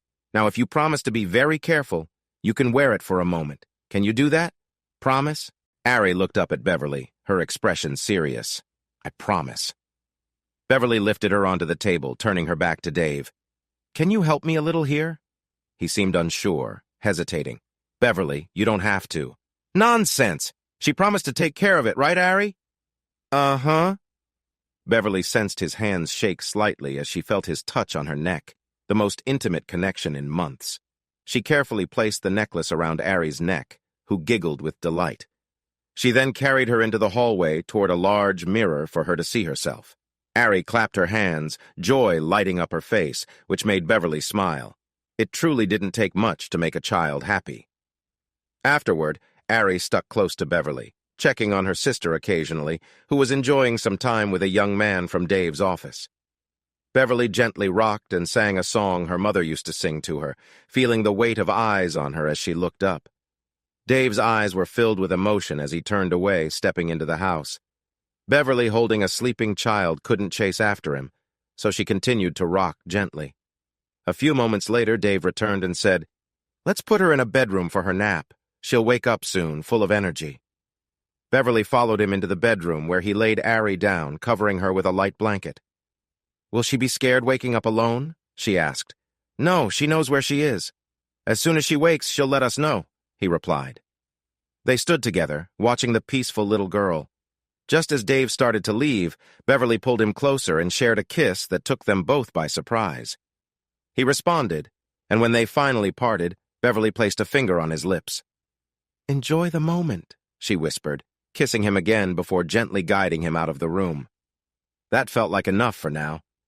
On the back deck, Marcia greeted them with curiosity. "She's asleep and we tucked her in. Looks like she's out for a while." Marcia cast a glance at Beverly. "Thank you for being so kind to her. She doesn't get that much. It's odd, though. Dave told me you weren't fond of kids." Beverly felt a surge of anger at Dave for sharing something so personal. Just as she was about to react, Dave spoke up. "That's not entirely true, Marcia. She didn't want kids of her own, but she's actually great with the few kids we've been around." "Oh," Marcia said. "Why didn't you want kids?" "Marcia, you shouldn't ask about personal matters when you don't know someone well. Let it go." Dave's tone made it clear he cared for her. Marcia immediately looked apologetic. "I'm sorry. I didn't mean to overstep." Beverly felt a pang of empathy for Marcia and hugged her. "It's all right. You didn't mean any harm. Let's dry your tears and get you looking a bit better." As Beverly led her to the bathroom, Dave stood still in surprise. Beverly grabbed a cloth and towel, gently drying Marcia's face. Marcia clung to her as if afraid to let go. Once Marcia calmed down, Beverly had her wash her face, admiring her youthful skin. Marcia wore no makeup, with her hair in a simple ponytail. "I'm feeling better now. We can go back," Marcia said. "Let's take a moment." "How about we let your hair down and I'll fix it a bit?" Beverly suggested. Marcia complied, sitting in front of the mirror as Beverly worked through her tangles. Then, without thinking, Beverly began to braid Marcia's hair, making her look even more attractive. She added a touch of blush, some mascara, and a hint of lipstick. Marcia sat quietly, amazed at her transformation. "Wow, what did you do to me?" she gasped. "Just enhanced what you already have. You're beautiful. You just needed a little touch-up. Now let's go back and impress everyone," Beverly encouraged. When they returned, the atmosphere quieted for a moment, and soon enough, more than one guy was vying for Marcia's attention. Beverly walked back to Dave, who was at the grill. "Were we ever that young?" he asked with a bittersweet smile. "It sure feels good to see it," Beverly replied. "One memory I cherish is our first kiss. I was still figuring things out then, but I knew we were meant to be." "What happened to those days?" "Life changed us. We grew up and shifted our focus. Suddenly, spontaneous fun took a back seat to work and responsibilities. We were young, but that's how life goes," he reflected. Beverly felt a sense of nostalgia. "Will you show me your garden?" He brightened and led her to it. She was surprised by its size and neatness. He named different plants: black crim, Rutgers, and yellow boy tomatoes, along with various squash and beans. He explained the benefits of the flowers and mulch. Just then, Ary woke up and tugged on Dave's pant leg. He picked her up effortlessly. "Pick!" she exclaimed, pointing at a bright yellow tomato. He carefully carried her over, and Beverly watched as the little girl twisted the tomato off its vine, holding it proudly. "Eat!" Ary said, and Dave laughed. "She wants you to wash it so she can have a sandwich. I've taught her not to eat anything until it's washed. I use organic pesticides, but I still want to be safe." "Good idea." She held out her hands and Ary walked over. She hugged her as they moved, her back turned so Dave couldn't see the tears in her eyes. Her maternal instincts were strong and unexpected. Marcia approached, but Ary refused to leave Beverly's embrace. "Well, that's fine. I'll help Mr. Dave get the food ready. When she has her sandwich, you can bring her outside. I'll save you both a seat." Marcia walked away with a smile. Beverly carefully washed the tomato, found the bread and mayo, then made Ary her sandwich. She encouraged Ary to add more tomato until it was piled high. "This is going to be a bit messy," Beverly thought as she carried the plate outside, with Ary holding onto her dress. Marcia saved a spot for them between herself and Dave, and Ary moved from one lap to another. She ate half her sandwich, a bit of corn, and a piece of hot dog. It was a lot for such a little girl. Beverly was right. It was messy, so Marcia took her for a change of clothes. They sat under the party lights strung in the trees, watching the sun set. To her surprise, There was no alcohol at first. Dave mentioned privately that it was due to Marcia's grandfather being a recovering alcoholic. After some time, Dave pulled out a cooler filled with drinks, just enough for a relaxed atmosphere. He had music playing, filling the air with soft instrumentals and love songs. Beverly snuggled close to Dave, feeling a wave of happiness as he wrapped his arm around her. Marcia and one of her friends were dancing, enjoying the moment together. The music shifted to a familiar love ballad from their college days, and Dave stood, pulling her up to dance. Beverly quickly kicked off her sandals and found herself in his arms, feeling youthful and carefree again. She held him tightly, overwhelmed with emotion. He gently brushed her hair back and touched her cheek. They lingered in that moment even after the song ended. She stepped back, noticing Susan's surprised expression and Marcia's approving smile. Tears welled up again, leading to a group hug that turned into another trip to the bathroom. Another round of fixing her makeup felt unnecessary, so she washed her face instead. As the guests left, they thanked Dave for the evening. Marcia hugged them both tightly but wore a worried expression when she pulled back. "What's wrong?" Beverly asked. "I wish you guys could have been my parents. Maybe then I would have had the support I need, just like Ary." "I'm really worried. Now that I'm 18, the support check will stop coming. Ary will still get one, but it isn't much. Gramps is already uneasy about us living there. If the money runs out, he'll kick us out." Beverly was taken aback, and Dave's expression was one she hoped to never see again. "Marcia, listen to me. If things get tough, you come here right away. You understand? We're here for you and Ary, no matter what." Beverly hugged her again, handing Marcia her card with her private number jotted down. "Keep this. If you need anything, you call me." Marcia cried again as she clung to them. When she finally gained her composure, she left slowly, her back to them until she was out of sight. Dave sat down on the porch swing, deep in thought. Beverly joined him and took his hand. Even though she had been focused on her work, she knew she could count on Dave when it really mattered. "What are we going to do?" she asked. "About what?" he replied, coming back to reality. "About the girls. We can't leave them in that situation. What can we do? I would take them in if I could. Why don't you—" "I'm not sure how that would work." "She's 18 now," Beverly pointed out. "She can live wherever she wants. Since she's an adult, she can ask the court for full custody of Ary. I bet the grandfather would agree just to have them out. Here's my plan. I'll handle the legal stuff since that's what I'm good at. You need to talk to her about taking charge for her and Ary. Won't it look strange for a single man to take in a young woman and child?" That hit hard. Beverly allowed some frustration to show. "Listen to me, Dave Waxman. You are not just a single man. You have a wife who needs your support. I realized I took you for granted for too long. Tonight was just the start of me trying to make things right. Do you still love me?" Asking that felt scary, and she was afraid of what he might say. He looked thoughtful, and uncertainty filled her with dread. "I love the person I fell in love with, not the person you've turned into. If we can start fresh, things need to change a lot. I'm not looking for you to be submissive, Beverly, but I expect you to see me as your equal. I deserve your respect and more time than you've given me in recent years. Since I left, I've realized I don't want to go back to that life, and I won't return to that house. I need to know that if it comes down to it, you would choose me over work. To be honest, I doubt you can do that." Beverly was crying despite trying not to, and he took her hand gently. "I understand all that you're saying, and I really want to try again. I miss waking up next to you and the little gestures we used to share before things got too complicated. There are a few things we need to do. First, we should find a marriage counselor who can help us reconnect. We also need to agree on how we spend our time so that we always make time for each other. Does that sound fair to you? Would you be willing to stay here if we get back together?" It was overwhelming. He wanted to save their marriage. He still loved her. She broke down into tears for several minutes while he held her, comforting her with gentle strokes on her back. Eventually, she pulled herself together enough to respond. He waited, unsure if she grasped what he meant. He would never play second fiddle again. If she wanted to stay married, it had to be about their partnership. Truthfully, he didn't believe she could do it. She surprised him with her response. "I agree to most of it. I'm not attached to the house. It's nice, but without you, it feels empty. I know the commute will be tough at first, but if it helps our marriage..." I'll adapt. She sighed. I've lost my way, and I want to find my path back home.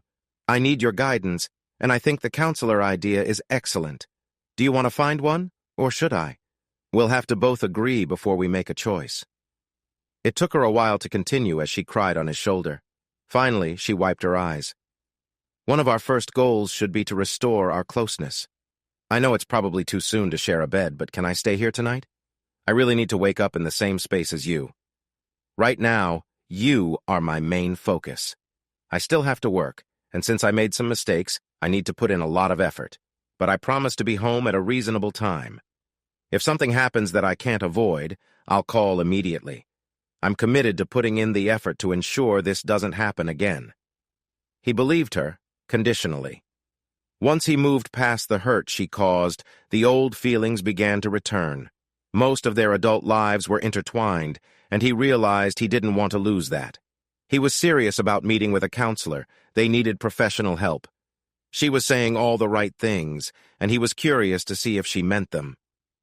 Okay, you can have the room Ary used for her naps. It has its own bathroom, and if you need something to sleep in, we'll find you a shirt. Agreed? She surprised him by shaking her head. No, I saw that nice tub in the master bathroom. I've been stressed lately, and I think a soak would help. Soon he heard her in the tub, softly singing. She had a lovely voice, and he tried to recall the last time he'd heard her sing. It must have been a long time ago. It was a sign she was feeling joyful. After about 40 minutes, she came out wearing a t-shirt that was a bit too small. She caught him looking and smiled, playfully flipping it as she walked past him. His eyes opened wide when he glanced at the clock. 2:30 a.m. There was enough moonlight for him to see her standing at the end of the bed. Bev? I couldn't sleep, knowing you were here but not in the same bed. Can I please sleep with you? I just want to cuddle and feel your arms around me. Please, Dave. He could have pushed her away, but instead he pulled back the covers. She slid in, and he felt her shiver. He wrapped his arms around her tightly. He felt her tears but said nothing. Soon after, he realized her breathing had leveled out and she was asleep. He lay awake for a while, thinking about their future before drifting off with a smile. Her eyes opened, and she momentarily wondered where she was. Then she felt his arms around her, and it all came back. She was in bed with her husband, and it seemed he was very happy about it. She gently pressed back against him, enjoying the moment. This continued for a few minutes until he stirred. She stopped, but when she felt his hand move, she responded. Just then the door burst open, and a little whirlwind bounded onto the bed. Mr. Dave, wake up! Marcia stood at the door with her hands over her mouth. I'm so sorry. I told her to stay downstairs, but as soon as I turned my back, she ran off. Dave chuckled, tickling Ary playfully. She giggled and squirmed, loving every bit of it. It's all right, Marcia. Now I have 2 lovely girls in my bed. Beverly noticed something was off with Marcia's expression. What's wrong, sweetie? Well, Gramps hasn't gone grocery shopping lately. I was going to ask if I could give some of your cereal to Ary. Marcia seemed really embarrassed, and Beverly felt for her. She doesn't just need cereal. She needs a proper breakfast. Give us a minute to get dressed, and we'll come down and make something, or take you out if there's not enough food. Is that okay? Marcia nodded silently and picked up a restless Ary. Come on, Ary. Let's get you some juice while Mr. Dave and Mrs. Beverly get ready. As soon as the door shut, Beverly turned around, her eyes fierce. I'm sorry, sweetheart. I had something else in mind, but that can wait. Seriously, what kind of person doesn't keep enough food for his children? Where's your robe? She grabbed it from the closet and left. Dave followed a bit later after using the restroom. When he entered the kitchen, all the cupboards were open, and Beverly looked displeased. He considered explaining that as a single guy, he didn't think much about keeping a stocked kitchen, but decided against it. Beverly was already outside, retrieving what Dave referred to as the bag. Once, at a work lunch, a vendor had spilled red wine all over her light blue dress. She had to excuse herself to change, so she started keeping a bag with spare outfits in her trunk. Choosing a casual dress, she quickly returned and urged Dave to hurry. They had kids to feed. After a fast shower and shave, Dave was ready by the door and couldn't help but admire how Beverly always dressed smartly and comfortably. They almost didn't head out for breakfast when Beverly discovered there was no car seat for Ary. But when Dave mentioned they were only half a mile from a great breakfast buffet, she decided to sit in the back with Ary for the ride. The kids ate quite a bit. Dave glanced at Beverly, knowing they both felt the same way about the children missing meals. Beverly's eyes showed her frustration, and when Ary asked if he was mad at her, Dave smiled, saying he was just a little because she had finished the last pancake. He quickly added that they could always get more. Beverly insisted that Dave pull into the mall's parking lot. They spent 2 hours there. First, she bought the best car seat they had and sent Dave to install it. By the time he returned, they were fully in shopping mode. Beverly ensured they each got 3 new outfits. While Ary was excited, Marcia appeared shy. Beverly gave her a gentle hug. "Please, let me do this. I never got to experience this with children of my own, and just once, I want to pretend it's a special day out." Ary grew bored soon after, so Dave took her for a walk while Beverly and Marcia finished shopping. Their last stop was the grocery store, where Ary rode in the cart as Dave pushed it. Beverly and Marcia discussed each item as if it were for a special meal. Ary excitedly placed snacks in the cart, and though Beverly considered putting some back, she couldn't resist Ary's pleading look. The drive home was quiet. While unloading the groceries, Beverly suddenly asked, "How many bedrooms do we have?" Dave found it interesting. She said, "We." "4? Why?" She simply rolled her eyes and took the girls upstairs. A few minutes later, she called him. He found them in the biggest guest room, the one with an attached bathroom. "This will be the girls' room. It belongs to them now. It needs to be a safe space. You need to make sure Marcia has keys so she can come over any time. Got it?" Marcia stood there, a mix of hope and fear on her face, while Ary, almost asleep, was in Beverly's arms.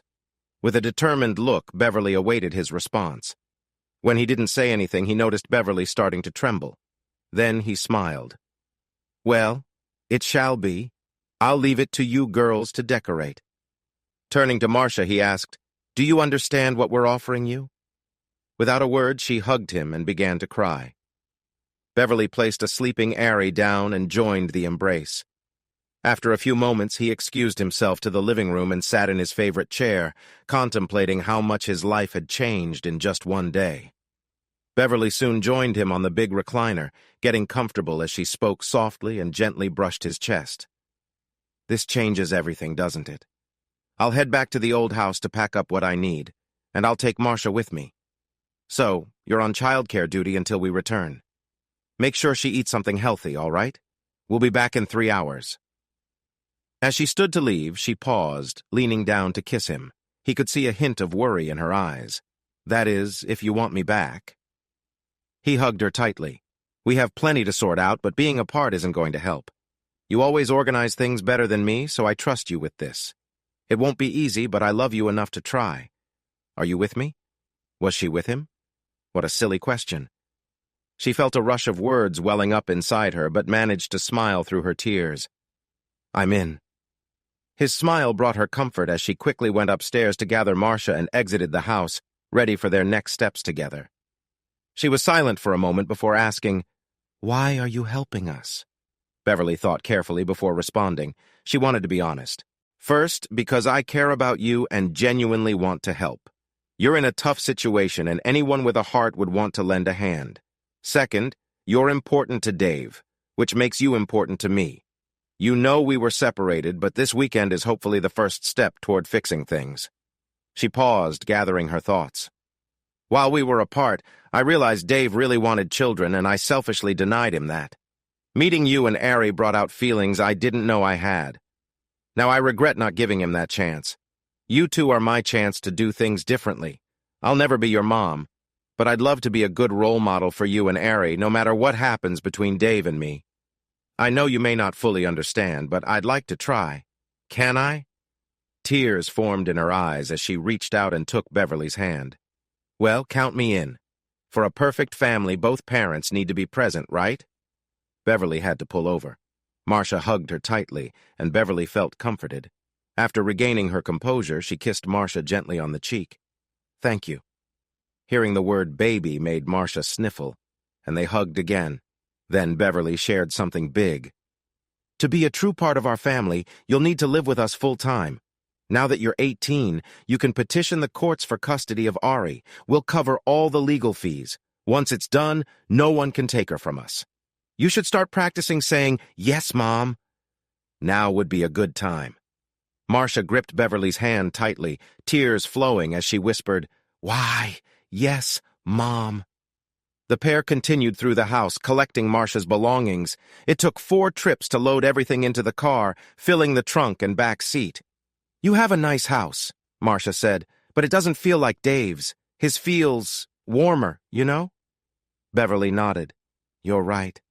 I've lived in the cold long enough. That's why we're selling it. I plan to never spend another night there. I love being warm now."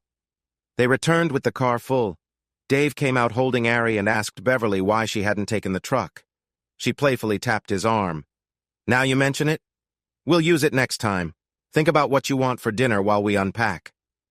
Later, Dave cooked a simple stir-fry using chicken, zucchini, carrots, peppers, onions, mushrooms, and Brussels sprouts. He served it over rice with a special touch, a side dish of chopped colorful tomatoes mixed with basil, olive oil, and vinegar. It looked great, and Ary, who loved tomatoes, nearly had a tantrum wanting only that. "Ary, do you want to grow up strong like your sister?" Beverly asked. Ary nodded. "Then you need to eat a variety of foods. You'll like this. It has things you already enjoy. Try a bite." Beverly offered her a small spoonful, and Ary's eyes lit up. "More!" Dave stepped in. "That's more, please. And remember to thank Beverly for helping you." Ary smiled at Beverly. "More, please." Beverly, beaming with pride, added some to her plate. Ary grabbed her hand and said, "Thank you." After dinner, Beverly helped Ary get cleaned up while Dave was sent to the living room. Ary returned in her pajamas and crawled into his lap. They watched a movie together, and Ary nearly made it through before falling asleep. Marcia returned from next door, saying, "Grandpa's gone and I locked the door." Dave's frustration was visible, but Beverly placed a calming hand on his shoulder. She smiled at Marcia. "Good thing we got you new pajamas. Go get ready for bed." Marcia came back in conservative pajamas, and Beverly noticed Dave's reaction. "Only one of them is still a little girl," she teased gently. By 10, everyone was in bed. Beverly came out of the bathroom wearing a comfortable nightgown. She noticed Dave watching her and smiled. "I know we've both been busy, but tonight, let's just relax and enjoy the time we have together." Dave stood up and gently pulled her close. "I love you, Beverly." Just like that, any tension between them vanished. Overcome with emotion, she knew that their love remained strong. They embraced, cherishing the moment. The fire returned quickly, and she surprised him when she grabbed a pillow.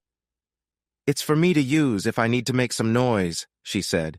"You know how much I enjoy being close to you, and I can get a bit loud. We have kids in the house, and I don't want to wake them, so I'll be using this pillow a lot tonight, I hope." She lost track of how many times she used it, but it was enough to cause a small tear. She was happy pillows were inexpensive. Even if it took a bit of her paycheck, it would be worth it. Their alarms were set, but Ary decided she would wake them up. She was glad she had made Dave put on his shorts and that she had slipped into her gown. They snuggled for a while until Marcia arrived to take Ary while they showered and got dressed. They played together a little, but they couldn't spend too long as time was tight. Marcia made breakfast, and they all sat down to eat like any family would. Ary insisted on a kiss goodbye, and they also kissed Marcia on the cheek, not wanting to leave her out. Marcia had a driver's license, so she took Beverly's car to drop Dave off, making it easier for them. Beverly drove Dave's truck to work. Jen arrived at the office just after Beverly sat down. "Does that truck belong to who I think it does?" Beverly couldn't help but smile. "It belongs to my husband, if that's what you mean. Now let's focus on work. We can chat during break." Jen came in early with coffee and treats. Beverly didn't say anything until they had finished their snack and were sipping their coffee. "Jen, Dave and I are back together. We have some things to work through, and we might need counseling, so I may be away for a few hours now and then. It won't be easy, and I might feel down sometimes, but please bear with me. You've always been my support here at work. I'm likely to rely on you even more. By the way, I've managed to approve a 7% raise for you. It's not much, but it's what I can offer. Thank you for standing by me." Jen felt a mix of joy and sadness. Her husband had just been promoted and would be transferring to another state in 3 months. He had received the news on Friday. His company also helped her with job referrals, and she was flying out next week for interviews. They were both emotional as they shared this news. "I still have 11 weeks left, boss. I'll help you find someone new who will be just as dedicated." They hugged and went back to work. On her way home, Beverly had a thought. Marcia. She discussed it with Dave, who thought it was a great idea. Ary was full of energy, showing affection to both of them. Beverly bathed her, read a story, and gently rocked her to sleep before handing her off to Marcia and getting cozy on the couch under Dave's arm. When Marcia came back downstairs, they motioned for her to join them. "Marcia, could you sit with us for a minute? We want to talk. First, why are you still here? We care about you both. You know that, right? You can share anything with us." They noticed how anxious she seemed all evening, and when they asked, she started to cry. "Grandpa kicked us out. When we didn't come home last night, he got really mad. I think he's drinking again. He told me I had to go, but Ary could stay for the money. I came right home and locked the doors. He won't let us have our things." "What am I supposed to do?" Beverly comforted her, pulling her close. They both reassured her until she calmed down. Later, as Beverly lay in bed, she felt happy knowing that Marcia had said she came home straight away. They discussed it once Marcia was feeling better. "First, you need to go to court and ask for custody as soon as possible. Tomorrow, if we can find you a lawyer. You'll give them this address as your home, but they'll want to know if you can support Ary. Right now, you're not working, so that may be a challenge. Have you had a job before?" Marcia sadly admitted she had worked at a few fast food places, but not for long. Dave smiled slightly, knowing Beverly already had a plan. "Well, the first thing we need to do is find you a job. Luckily, I have some openings at my company. You can start on Wednesday after filling out the paperwork." Marcia looked relieved and asked, "What will I be doing?" "I'll need a personal assistant in 3 months. You'll need a 2-year degree, so you'll have to take evening classes. If you fail or stop going, you'll lose your job, but I believe in you. Don't let us down." With that, Marcia stopped crying, and Beverly and Dave settled into bed. He kissed Beverly as soon as she was under the covers. "Not that I'm complaining, but what was that for?" "It's for what you're doing for Marcia and Ary. We'll have to figure out childcare for Ary. Luckily, Sol provides free daycare for his employees, so I'll enroll her tomorrow. She can ride with me. Should we arrange transportation for Marcia?" Beverly thought for a moment before responding. "What's happening here, Dave? We're back together, which I thought might not happen, and we're looking after 2 girls, which I never imagined we would do. Are we moving too fast?" "I don't want anything to come between us at this stage in our lives. Should we turn our backs on them, send them back to their grandfather and wish them well?" Her grip on him tightened. "Absolutely not. If something happens and we can't keep them, I will personally make sure they land somewhere safe. They're better off where they are right now than anywhere else we might think of. I'd like to keep them for as long as possible. Please, dear." "Oh, we're definitely going to keep them. Marcia's legally an adult, even if she doesn't always act like one. Ary is the one I'm worried about. She's 4, and if we keep her, she'll look to us as her caretakers. Are you okay with that?" She was quiet for a moment. 2 years ago, I would have run away from this. 3 months ago, I would have hesitated. But now, as long as you're part of the picture, I feel so happy about it. I have no idea how to do this, but I want to try." It slipped out before he thought. "We'll make it, sweetheart. We've both made mistakes before. You should have focused a bit more on us instead of being so fixated on work. I should have been firmer and reminded you that even if you were my boss, we were partners in life. Those are mistakes I won't make again. I plan to be more open about my feelings and more decisive in my actions to ensure it doesn't happen again. I still believe counseling is a good idea. After things settle with the kids, we need to look into that." He felt tears on his shoulder and wondered if he had said too much. He asked her, and she playfully hit his arm. "These aren't tears of sadness, they're tears of joy. I never thought I'd hear the term 'our kids' come from you, and I can't express how thrilled I am. They are the missing piece for me. We got so focused on our own lives that we forgot the joy of having children. Children make you prioritize. It's no longer just about you, it's about them. I want to experience that joy so much. Now let's go to sleep. Tomorrow, I want to help our daughter prepare for the business world, and you can make sure she learns the right lessons. We need to sign her up for daycare. I can't wait to see Saul's reaction when you bring Ary tomorrow. We need to call out tomorrow, Bev, at least for half a day. I'm sure Marcia needs some new clothes, especially since her grandfather didn't let her back inside her house, and Ary needs clothes too. I need to speak to Saul about daycare because technically, Ary isn't ours. Plus, we need to find her a lawyer for custody. We need to act on that quickly. Tomorrow, I'll see her grandfather and try to get him on board with our plan. It'll simplify the transfer of custody. Agreed, she said in her business tone. And you were right about transportation. She'll need a car to get to school. We can figure that out in a couple of months once she's settled into her job. What kind should we get her? Let's wait 2 months for her input. No flashy cars, nothing too expensive. A starter car should be something safe and easy for her. We just need to make sure it's reliable. That's your area of expertise, dear. You can manage that.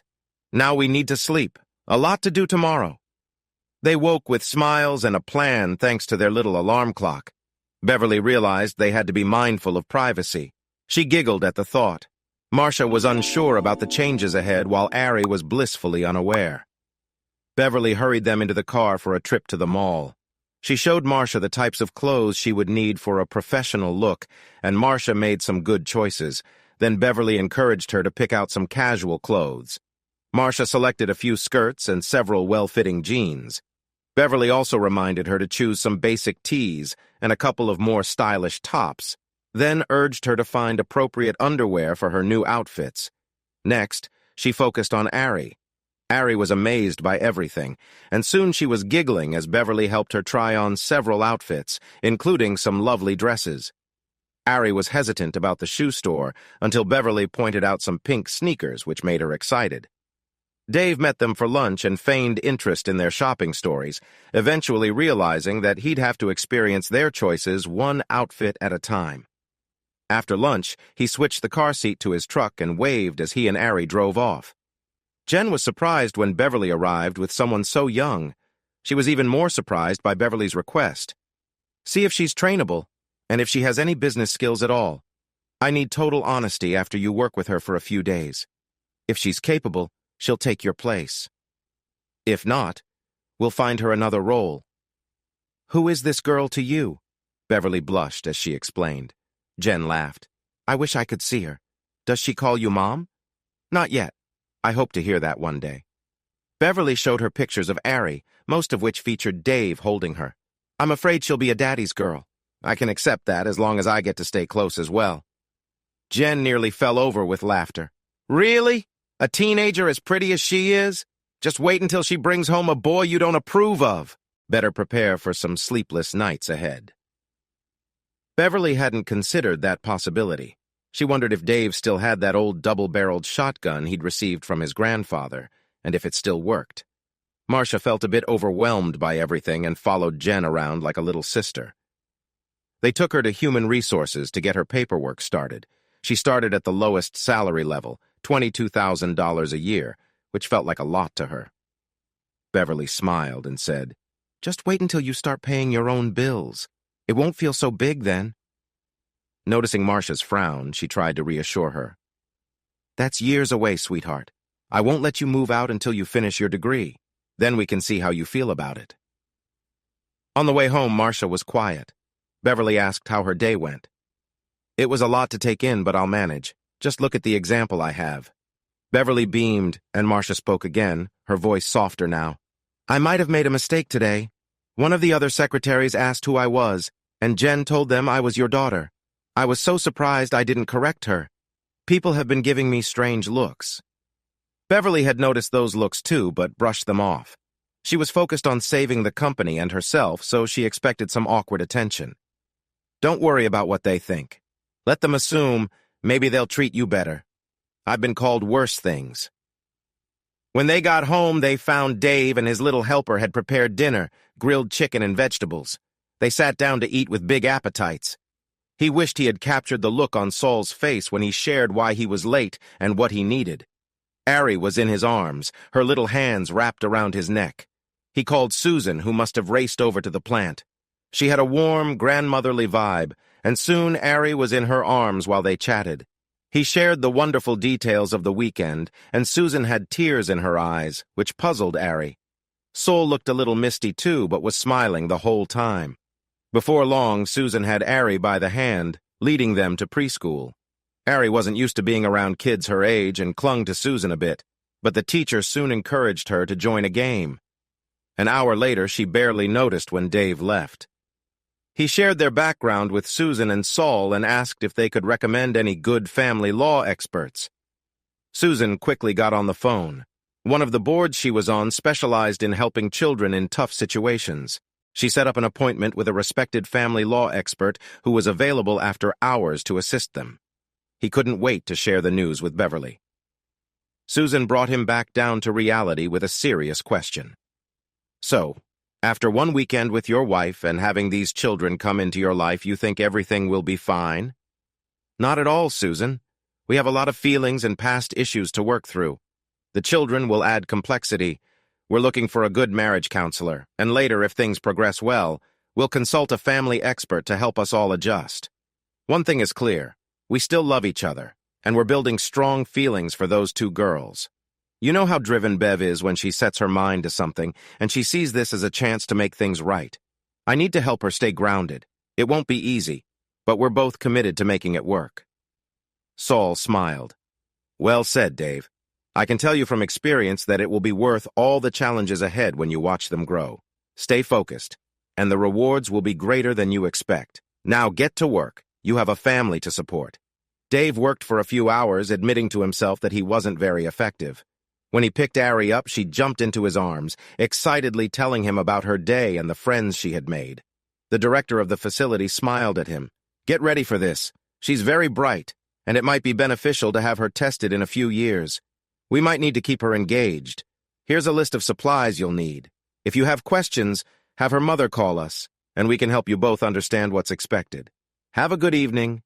Bye, Ary. The woman ruffled Ary's hair as she walked away, humming happily. He settled Ary into her seat and asked what she wanted for dinner. Chicken, she said. He got a few toys that Beverly had picked up and set them up where he could see her while he grilled. He noticed her special affection for a stuffed dog and wondered how she would feel about having a real pet. Her birthday was coming up. When the older girls returned home, Ary ran to them with laughter. Beverly scooped her up, placing her on her hip as if she had always done it. Ary excitedly tried to tell them about her time at school with friends and a teacher named Miss Rose. Dave kissed Beverly, and Marcia looked a bit lost, so he gave her a gentle kiss on the cheek. Get changed, girls. Ary and I made dinner, and it's almost ready. Ary followed them into the house, singing and laughing as she tried to hold both their hands. 10 minutes later, they came back, all changed into comfortable clothes. They quickly set the picnic table, poured tea and lemonade, plated the chicken, and arranged the vegetables on a large platter.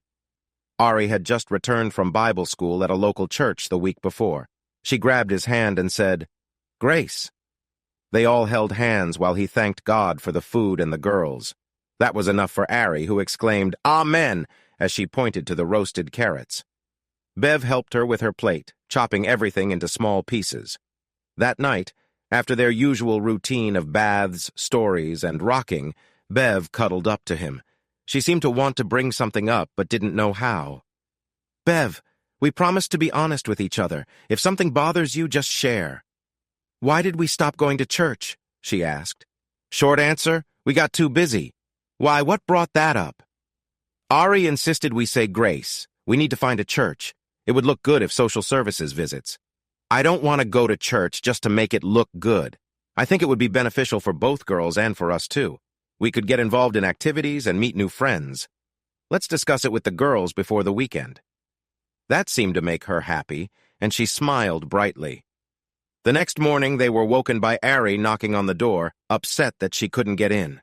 He hurried to the bathroom while Bev slipped into her robe and opened the door. Ary was crying, but soon settled down as Bev comforted her. No more locked doors, she told him the following night. If we need time alone, we'll keep the door open when we're done. Got it?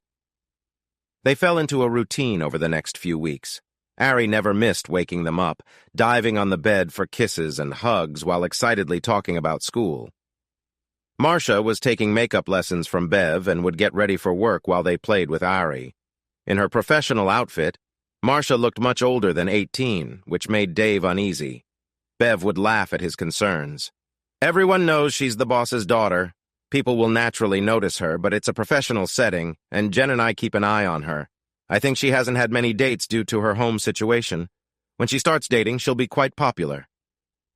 Did you ever find that shotgun? Dave asked with a grin. Yes, and I bought a box of buckshot, she replied, still chuckling as she went down for breakfast. After the girls had been with them for 3 weeks, their grandfather came to the house. He arrived while Dave and Beverly were out with Ary at the grocery store, and Marcia stayed home to prepare dinner. He knocked on the door and demanded to see the girls. Marcia tried to reason with him, explaining that they wanted to stay where they were, but he became very agitated.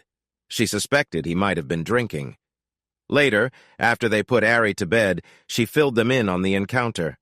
Dave planned to confront him the next day, but Beverly convinced him not to. Let me call Mrs. Ingalls. She'll know what to do. Mrs. Ingalls was the family law expert Susan had recommended. A retired judge, she took on only a few cases at a time and was very selective about her clients. They found her to be friendly, and Ary loved to sit on her lap and play with her long silver hair, but she was also very tough. It should be relatively straightforward to award custody to the sister, she explained. She's in a nice home, has a steady job, and is well presented. If you get involved, it might complicate matters due to your recent separation. You can't adopt Marcia since she's of legal age, but she could change her name or be recognized as your daughter. Both of you have good jobs and are in decent financial shape, which should help your case. The grandfather could be a challenge, but it would be hard for social services to grant custody to him if Marcia refuses to return. His age and attitude will work against him. Try not to provoke him. Allow him some supervised visits so he can see the girls would be better off with you. If he resists, we'll fight back. Bev informed Mrs. Ingalls about the incident, and she promised to arrange for social services to inspect their home and conduct initial interviews. They'll also revisit the grandfather, looking for any evidence that suggests he may not provide a suitable home. They might be able to persuade him to let the girls stay with you based on his age and health. We'll see how it unfolds. In the meantime, stay vigilant. Social services came to their home to do an inspection and interview Beverly and Dave. They could tell that the officials were impressed with the clean and welcoming home. Ary, unaware of the situation, was her usual cheerful self, eager to show them her toys and stuffed animals, chattering the whole time. She took them outside to see her colorful new swing set and sandbox. Marcia remained calm and spoke highly about the warm and loving atmosphere in the house. She sniffled a few times as she shared that it felt like the first true home they had ever known. Unfortunately, things hadn't gone so well for the grandfather. Marcia had handled most of the cleaning and cooking during their time with him, and they arrived to find a messy house with a sink and counter filled with dirty dishes and takeout containers. Mrs. Ingalls reassured Beverly and Dave that their interview had gone wonderfully, and it seemed like a sure thing. A month later, Marcia became Ary's legal guardian. The grandfather never visited them, so Marcia finally took Ary, accompanied by Dave, to see him. He wouldn't allow them inside, slamming the door in their faces. Ary looked sad for a moment before brightening up and asking them to snuggle in the large hammock Dave had found. It could hold Beverly, Ary, Dave, and Marcia comfortably. They laughed at how they had to lie down together. Dave would pull Beverly in and lean back, and Marcia would giggle as she tossed Ary onto them. Then Marcia would settle down beside Beverly, and they would all sway gently together. It often lulled them to sleep. Beverly would always remember the day Marcia asked if she could snuggle with Dave for a change. Sometimes she would find them asleep in the hammock with Ary nestled between them. She captured those moments in pictures, and Marcia shared them on social media, captioning them "snuggling with our dad." When Beverly showed the pictures to Dave, he surprised everyone by rushing out of the room. She found him in the backyard, crying. He hugged her tightly. "I'm just overwhelmed. It's something I never thought I'd witness." He returned inside, giving both girls a warm embrace and kiss. He wished he could say that marriage counseling was easy and only required a few sessions, but that wasn't the case. Their counselor was quite perceptive. She had them meet separately to share why they had separated and what led them to want to reunite. She offered her insights during the sessions. At times, they shouted at each other, and at other moments, they cried and hugged as if afraid to let go. She guided them through the process, helping them analyze their emotions when it was all over. He realized he held a deep resentment regarding her almost sole decision not to have children. She felt frustrated with Dave for bringing it up now and then.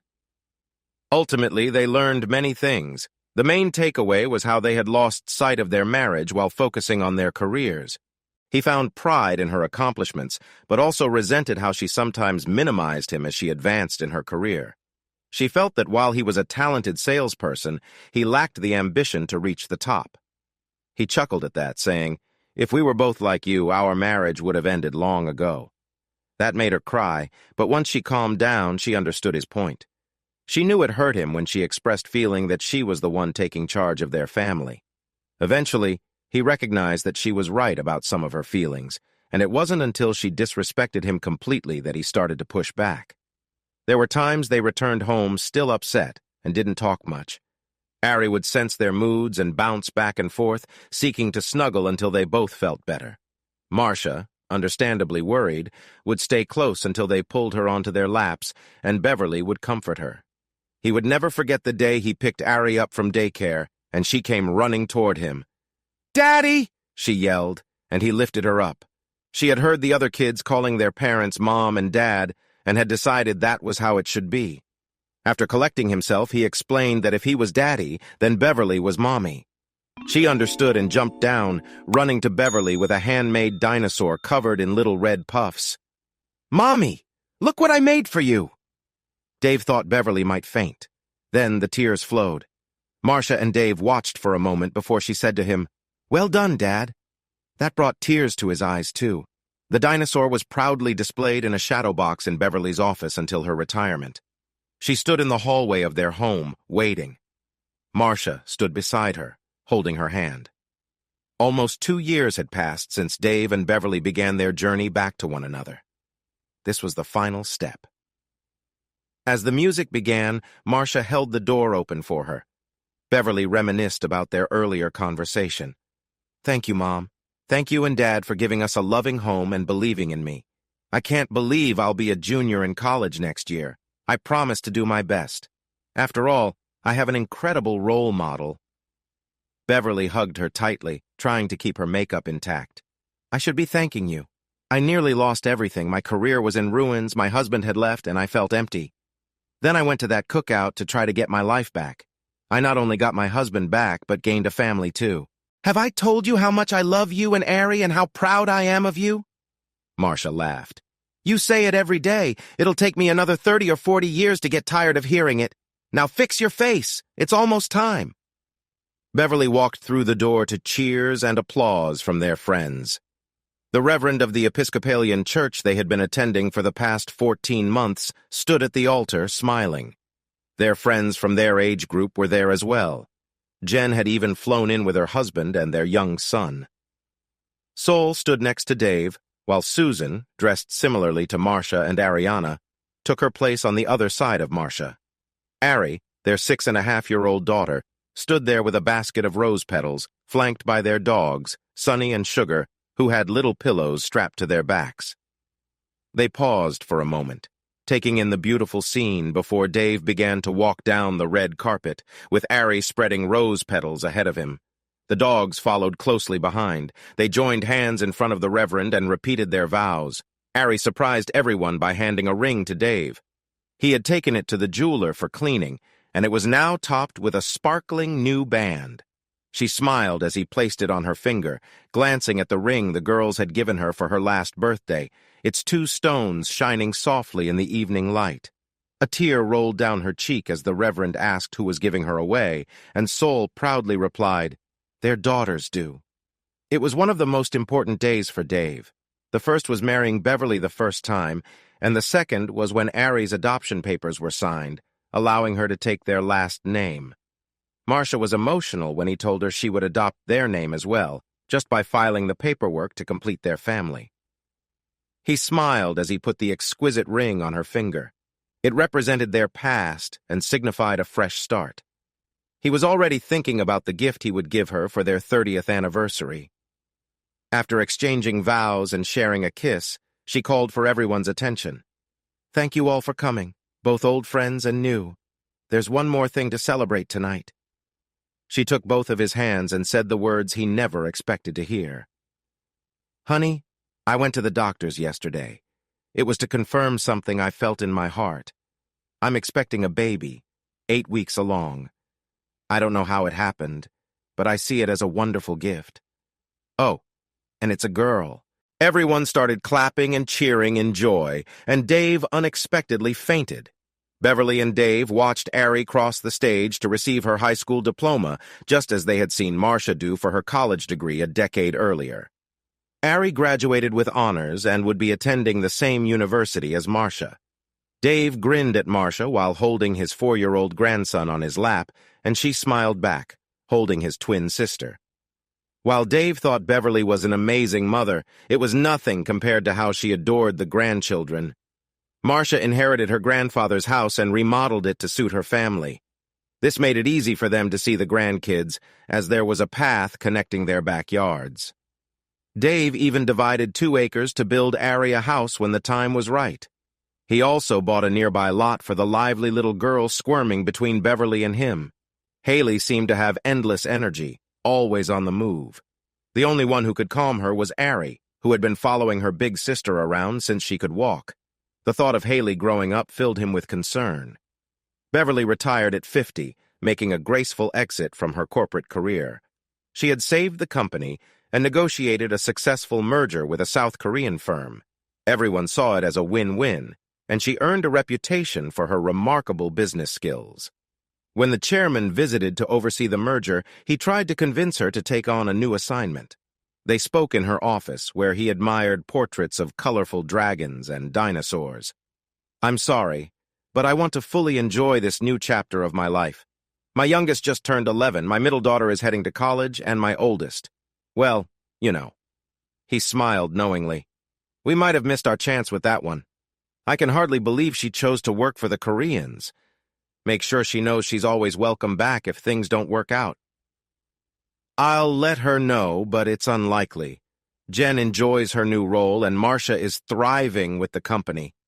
It's a bit embarrassing when they highlight her as an example of their diverse hiring, but she has proven herself and is well respected. The owner even has his granddaughter assisting her to learn from the best." They shared a laugh. "I had to try. Best of luck, Beverly. Don't forget to share pictures of the grandkids. Consider the consulting position we discussed. You could work on projects that interest you for as long as you want. I'd hate for all my efforts in training you to go to waste." "I promise I will think about it, and you can reach out any time for my thoughts. Thank you for being so supportive. It means a lot." He appeared slightly bashful. "You were worth it. Goodbye, Beverly." She hugged him tightly, touched and grateful as tears fell onto his jacket. He patted her affectionately before she let him go. After some time, she knew she would consult for them on a part-time basis. As long as it was short-term and didn't require long absences, she was on board. She was quite skilled in her work and thought the timing would be right when the youngest grandchild started school. Dave looked at Haley as she fidgeted. "Calm down, HH," which stood for Hurricane Haley. "It's almost over." As she smiled at Dave, he recalled the moment he learned she was joining the family. Bev and Dave had decided to renew their vows after their counseling and court appearances to adopt their girls, celebrating the revival of their marriage and the completion of their family. He was already feeling overwhelmed when she dropped the surprise on him. She was expecting a baby at 38. She said she wasn't sure how it happened, but thought it might have been something to do with her cold medicine. At times, she avoided his gaze, and he sensed it was intentional. If she had just asked him, he would have been thrilled, but he worried she might be afraid he'd say no. When he understood her news, he fainted. When he came to, he found his head in her lap, and she was panicking, crying, and apologizing. He decided the best way to comfort her was to kiss her, a moment that felt like it lasted forever. After that, she knew he was happy. Though he worried constantly, Bev managed her pregnancy with ease and continued to work until he insisted she stop 3 weeks before the baby's due date. When Haley finally arrived, he was there with Beverly. He felt lucky to present their newest daughter to her, marveling as the tiny baby wrapped her little fingers around one of his. It touched his heart in a way that would stay with him forever. He recorded the look on Bev's face when she first saw their daughter, and whenever he felt down or stressed, he would watch it, feeling better each time. Marcia was busy with Ary and was waiting alongside Saul and Susan, their grandparents. They had welcomed them into their family so seamlessly that many thought they were theirs by blood. When they entered the room to hold the baby, there were enough tears to fill a bathtub, but everyone was happy. As time went on, the bond between Ary and Haley grew strong. Ary, so small when she first came to them, thought she was part of their family. When she learned the truth, she was heartbroken, but Bev comforted her, saying, "You may not be family by blood, but you're family by love. We chose to love you. From the moment I saw you playing with my necklace, I knew you were ours. You are our daughter, and nothing will change that. Always remember that." He continued working for a few more years after Beverly retired before he decided to follow her lead. Saul's daughter was struggling, and he didn't like the path she seemed to be taking. Saul's passing affected her deeply, leaving her feeling lost for a while. She began to heal when Bev reached out and prompted her to reconnect with life, sharing their own story. When was the last time you surprised your husband with a nice evening together? You have to remember, this place isn't worth losing what's important. Saul wouldn't want this for you. He balanced work and family beautifully. You can too. Her words must have inspired her because she brought in enough help and delegated responsibilities to ease her workload. When she felt ready, she surprised her husband with a second honeymoon in a tropical location. They enjoyed their time together daily, and she surprised him even more by saying she had stopped using birth control while planning for their trip and hoped for a baby. Their first son was born almost 9 months later. Once Beverly and Dave had more free time, they started checking off items on their bucket list, things they had always wanted to do. They bought a motorized RV and spent summers exploring the U.S., often bringing a grandchild or two along for the adventure. Sometimes Haley joined them, but she preferred to stay with her older sisters. They took everyone by surprise by spending a month on the island of Crete, a destination Bev had long wanted to visit. After returning home for a month, they traveled to Portugal, then Spain, Italy, and France. Ultimately, they decided Crete was their favorite, purchasing a lovely 4-bedroom house on 10 acres, complete with grapevines, citrus trees, and even a few olive trees. They enjoyed half the year there, with Marcia visiting for her 2-week vacation with her family, and Ary staying for a month with friends after college graduation. Haley, too, began talking about using the house for her and her friends after she graduated high school. Dave wasn't too enthusiastic about that idea. Bev picked up some local phrases, and one of her favorites meant, "Let's jump into the pool and have some fun." At 56, Beverly still looked great in a bikini when she chose to wear one. Hey listeners, if you enjoyed watching this video and want to stay updated with our latest content, don't forget to hit that subscribe button and turn on notifications. You won't want to miss out on what's coming next. Thanks for watching, and see you in the next video with Queen Cheating Tales.